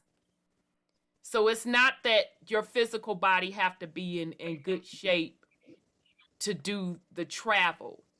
What needs to be in good shape is your consciousness. That's what needs to be in good shape. No. I wasn't saying your body got to be in good shape. I'm saying, like, if you want to be more restful, if you actually want to have your body go, like, be in a more REM sleep while you astral travel, make your body more tired and meditative before you go to sleep. Not saying you got to be in shape and work out. I'm just saying working out makes you tired and make you sleep more heavy so that your body can actually get rest while you out there doing whatever you're doing on the astral realm. Okay, that's a thought. That's definitely a thought. But the point being, in order to break past those astral planes to get to the soul plane, to get to the absolute, to get off the board, to not attach yourself to any of those programs in those astral planes, because the astral plane, family, is just supposed to be a training ground to break the programming. They showed you that in Doctor Strange when he went into training and was having him open up and in the portals. Matrix. Yeah, and in the Matrix, absolutely. And in the Matrix. Because even when he was going in there, that was a program. All his training was the program still. Exactly. So again, to get past those astral realms, you have to shield of protection, encryption, ghost. Shield of protection, encryption, ghost. Because if you go in there without those things, that's like putting your name, your government name, your address, your social security number on the internet. That's what that's like. So practice that. So before you even go into REM sleep, you are supposed to be shield of protection, encryption, ghost. You are supposed to set the rules of engagement before you hit the REM sleep state. You are supposed to make it clear what your rules of engagement are and keep it moving. Okay, but excellent, excellent job. I am very, very proud of you, and you just don't understand how timely. Dad, how he get muted again? How timely you coming on is, because one person asked about you, and the other person literally, I just had this conversation with them. So I'm sorry, I just unmuted you again, That's Antoine. all right. That's all right. So did you have anything else you want to share with the family? That was some powerful stuff. Brother Marquedrick, I dropped it for you, and I don't know if you changed your mind on coming up, but that's okay. If so, let me know. All right, Yeah, brother. that's what I personally just been on, and every time I basically I have a success, I can tell when it's more of a successful trip. Like whatever I done basically like solved or I done handled, now it comes right here to the physical plane, and it's operating that same way. And like now that Wait I a know, minute, like back up for the slow ones in the back. You mean you're creating your own reality? You're correct, doing it in the spiritual realm, and then it shows up in the physical realm. I see. I don't want to correct, lie on you. Is that what you're saying? yes. But Okay. however, it's not it's not that basically just it's very simple. So example, like now, basically when I speak to somebody, if they're not in tune, I immediately know as soon as I speak, they're gonna immediately they're gonna listen. They have to it's like something stops them from Mm-hmm. basically ignoring. And so when they hear it, they know, okay, whether or not, okay, yeah, this is the person who I'm connected with, or this is the enemy. Mm. It's literally been like that. I'm telling you, I literally speak to somebody, or I express like my thoughts on something, and I literally see one individual, they'll be attracted to me. It's like they'll tune in with me and start coming towards me, and I can literally see they that tether. And then the Mm-hmm. ones who are not with it, or they in the program deep, they with the bull crap, they'll start severing themselves from me. They'll start distancing themselves from me. And but they know, like every time I speak on something, they know, okay, yeah, I can't deny that one. I can't deny what he's saying, because what he's saying is true. And when I'm conducting like business or whatever I'm conducting, however I'm seeing it going on in my mind's eye, is how it's going to play out. So if I see it in an incorrect manner and I don't check myself, it's going to happen just like that. And as far as like with me, my physical health, like bro Scotty said, like I be tired. Like it's not even like my body, like it's not even really my body, it be tired, but it's like my spirit be like tired. It take me a minute to like kind of like get back right, especially like when they caught me slipping. Like earlier today, they caught me slipping because I had dozed off, and when I dozed off, I was basically in the astral plane, and I'm over here. Like it was basically like I'm finna take off into space, and they had it set up like, yeah, you finna go to space, you finna go on this mission, and woo woo woo, here's your equipment and all this stuff, and I'm constantly looking for like a control panel that was in the I need to take the ship off and whatnot, and I got a female who with me who's supposed to be my co-pilot and whatnot, Mm-hmm. and so it's going on, and in midpoint I literally stop. I'm like, hold on, I'm like, hold on, because I'm in the dream. Because you know, when you in that dream state and there's something going on, it's like you automatically know, okay, yeah, this is what I'm supposed to be doing. This what's going on. This person, I know this person, and immediately I had to check myself and stop. I'm like, hold on, I don't know nobody in here. Right. Hold on, I don't know what's going on. Why am I? Stop this. I'm not doing this no more. Why am I here? Right. And immediately once I start doing that, it make me up. They woke me up again. I had to wake up. And so You immediately woke right when it yourself happened, up, but yeah. Damn. mm-hmm. And that it's but no, it wasn't that I woke myself up. They pushed me out because I felt it pushed me out. Because once I started doing that, I was like, they pushed me out. So when I woke up, Yeah, it's like on the again, movie set. It's like this nigga that went off script. Cut. Yeah, that's Everybody start exactly walking what up. it is. Mm-hmm. And so once that happened, because I guess I've been doing it so much, I'm still able to get back into it even when I'm conscious, when I'm woke in my physical. So I go straight into meditation and go right back into it. But it's like distance. So I'm traveling to it. I'm traveling basically to the set. And so as I'm traveling to the set, traveling to the scene and whatnot, to basically go tear shit up and whatnot, they over here breaking it down. They're breaking it down. They're breaking it down and whatnot. They trying to get the hell on. And so it's like basically like I was basically chasing them. I'm chasing them. And so I literally stopped myself like, nah, I ain't finna keep chasing y'all. And they just broke their stuff down. They got the hell on. And I was in the astral plane in that state. I was like, okay, all right, I'm gonna leave y'all alone today. Y'all got that one. I'm gonna go back and we're gonna do this again or whatnot.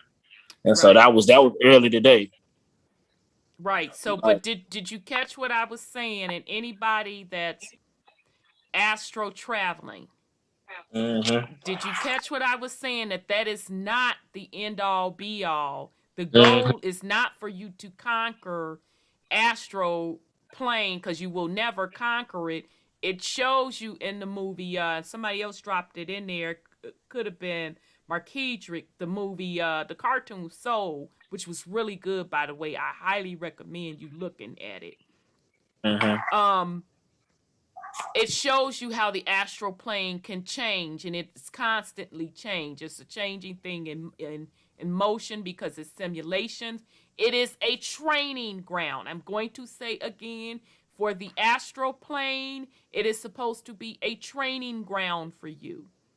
So use it for that purpose. It for that purpose. Everybody's experience is different. Like I said, some people, for me, it was going in there kicking ass. That's what it was. And that was even when I was a young girl. I didn't know I was going into the astral plane kicking ass. But it is a training ground. That's not the end all to be all. And a lot of the so-called alleged supposed gurus, spiritual gurus, they get stuck in that astral plane. They get stuck.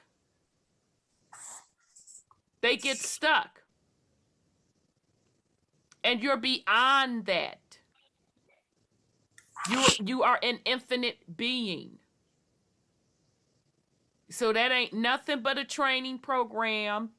Use it as such and keep it moving. So when I talk about getting off the board, you hovering above the board, but you're still not totally out the gate.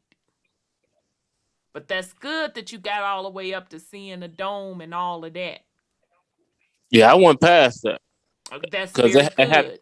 It happened on the first time it happened is when last year during the Great Convergence, and so it happened. I was meditating outside. I'm in the yard. I was meditating outside, and I literally felt my spirit jump up and start flying towards the dome. So when I got towards the dome, it was from now that I know that was my spiritual self. It reached out and grabbed me like I was in the water, and somebody pull you up out the water. And at first I looked at it. It was basically like a light being just sitting right there with a silhouette like of my body. Mm-hmm. And I looked for a minute, I hesitated, but I stopped. I said, no, keep going. And so I reached down, basically, my higher self reached down and grabbed me and pulled me off out of the dome. And we sat on the dome for a split second. I start seeing, basically, like I was seeing the astral plane, seeing all the different colors and all of that. And then I picked myself up and I start flying past that to where it was no more colors. It was black and white, black and white, black and white, black and white, black and white. You did And it was very just, good. and it was just resonating. It was just resonating. And so at the point, basically, I kept going. Then it basically brought me back to the end, which is the beginning, and brought me back to where I was at. Wow, you did very good. That was the first time that happened. That was the last year. And so ever since then, it's been basically like it's been how it is now. Like they stopped fighting me in dreams. They know they can't whoop my ass. They stopped that. They all that fighting. They say, yeah, we ain't fighting him no more. No, So because they can't. They stopped that. So now it's been more like psychological, like situations, and more of me fighting. Basically, like the simulation is basically me fighting with my insecurities, my weaknesses, the things that I deal with socially and whatnot, and how I can break those things and fix them and make them a strength. Basically, like you conquering your demons. Right. And so that's what they've been more and more on now, putting me in different situations and basically making me conquer my weaknesses, my inner weaknesses. So who's putting you in those situations? At the moment, Who do you think is putting you in those situations to conquer your demons? I believe beforehand it was basically I believe it's myself. It's myself putting myself there so I can handle what I need to handle. And then it got to it's at the point. Now it's at the point where it's like they just making up stuff now. It's like they just making up situations, and we're finna see how he gonna react if we put him in this. And so when like the last time, not before, like earlier today, the last time when I broke it down, I just basically was commanding everybody to do what I say do. They stopped hitting me with stuff like that. Like, yeah, we ain't finna hit him with this. We ain't finna come at him with this no more because that's not working. So early today they came with some random mess. Because they know I like all the space and the sci-fi stuff and whatnot. So they came with that. And then I got caught up in the mix. And then I had to stop myself and get right. And that's when they say, okay, nah, and I start chasing their ass. And they start breaking that shit down. And once I was like, no, y'all got it. And they basically was getting the hell on. That's when I came. I just opened my eyes. So I was in a conscious state. I was meditating at that point. And I was like, okay. Okay, I got something for y'all. Next time y'all even come up, I'm just breaking it down. Like I'm going right past y'all. I'm gonna walk right past them. Whatever's going on in whatever that simulation is, they try to pop up or they just try to put in my face. I'm just gonna walk right past them. Right. And then I'm gonna put my protection over me. Right. Because I noticed that like I've been basically going in there straight just naked. Yeah, and that's fine because you learned a lot and you got stronger, and that's how most of us do. You're learning. You're learning, and it ain't like you gonna go up in there and die and all of that, and somebody gonna kill you. You're in there. Your soul is in there, learning, remembering what you already know how to do. But because you're in a control enclosed system with the vibration control, that was stricken or stripped away from you. So you're just learning. That's all. And when you get tired of learning and playing the game and whooping their ass and taunting them, you'll go beyond. But you actually already gone beyond. And it's interesting when you said what you saw. Have you seen that cartoon Soul? I haven't seen Soul, no. Go watch Soul. You gonna trip out. Go watch that cartoon Soul. That's all I'm gonna say.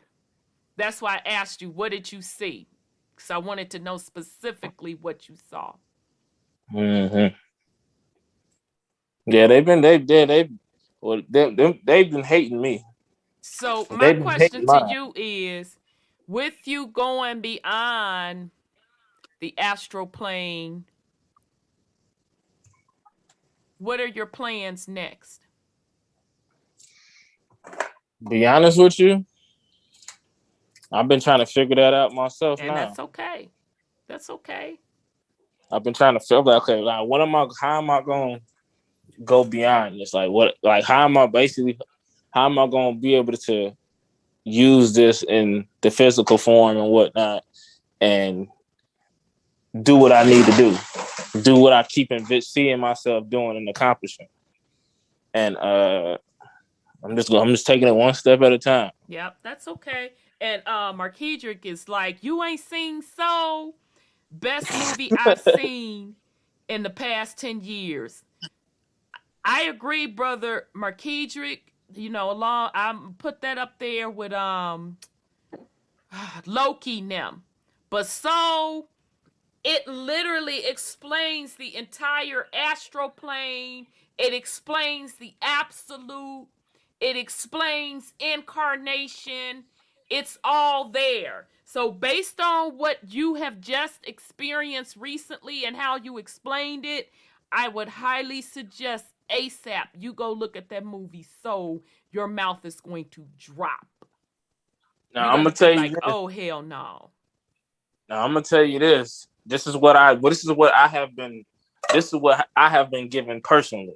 This is what in my spirit personally.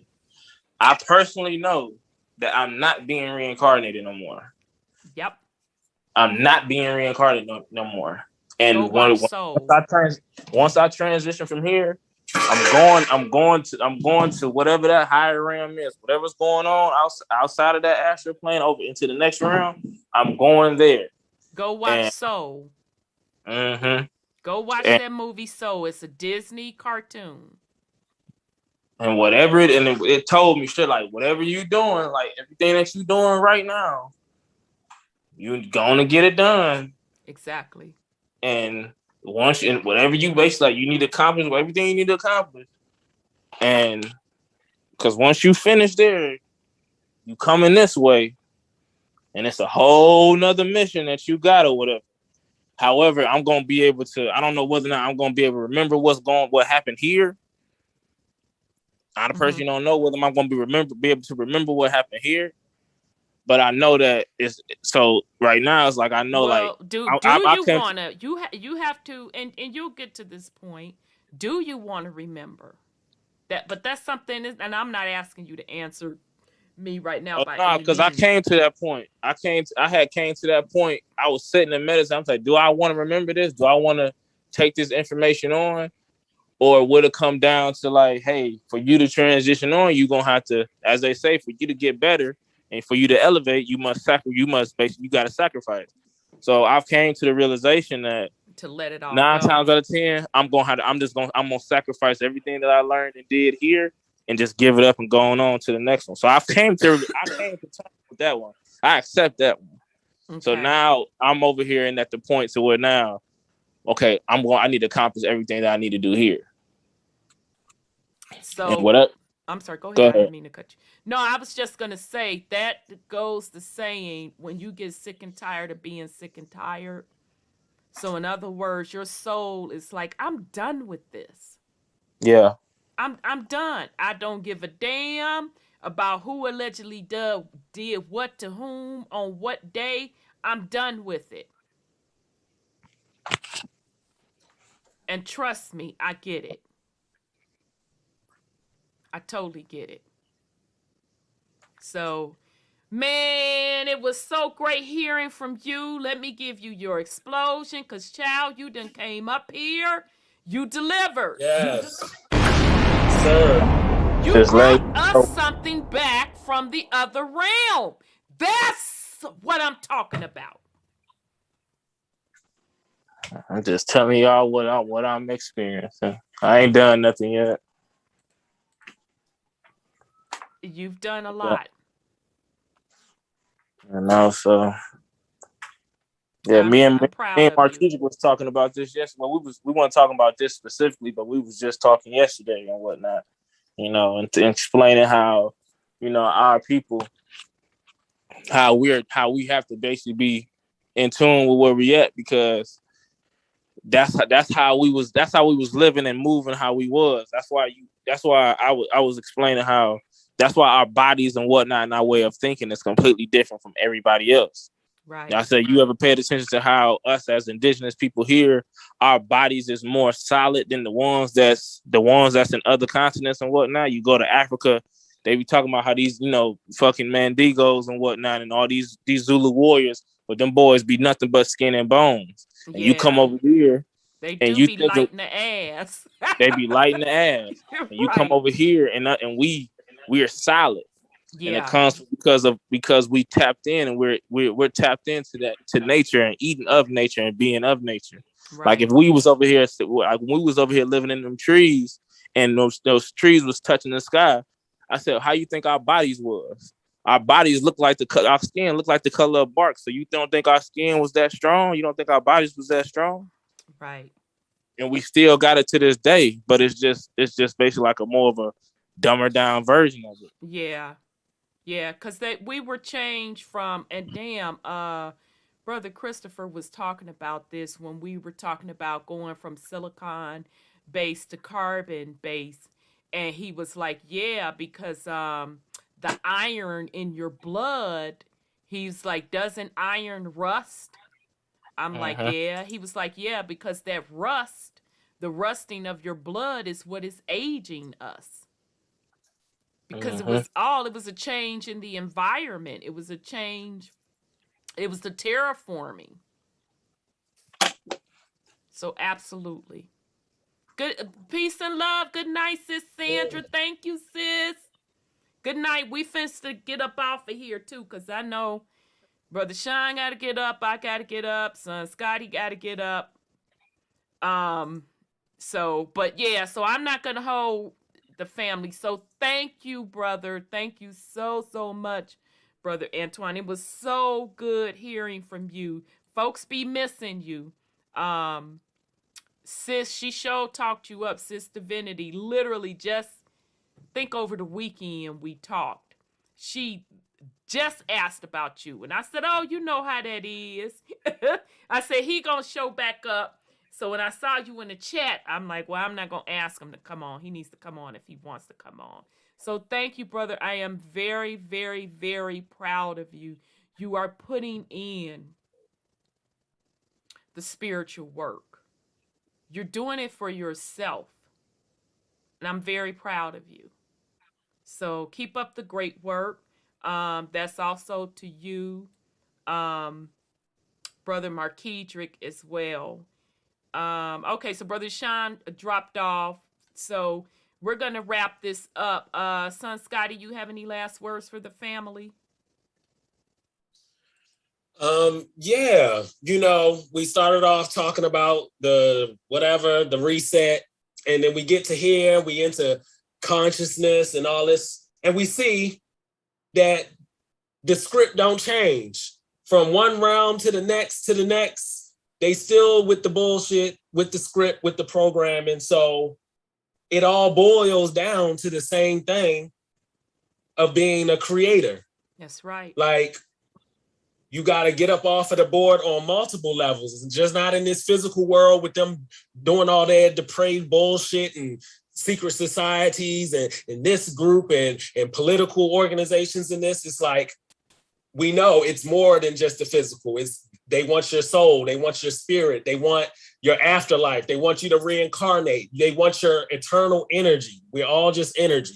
So the script ain't gonna change. Like when we Brother Antoine, you get to the fucking astral realm and they running the script up there, exactly. Over there, or wherever it is. So, at the end of the day, you got to be able to know that all of this, and like 832 was saying, what is reality and what is real?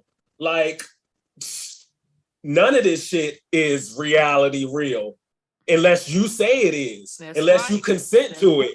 Then right. It becomes your reality. It becomes real. So at the end of the day, you got to be a creator. And like you say, Miss Rhonda, get up off the fucking board. Mm-hmm. And so those my last words. All right. That was excellent. Let me give you your explosion for that.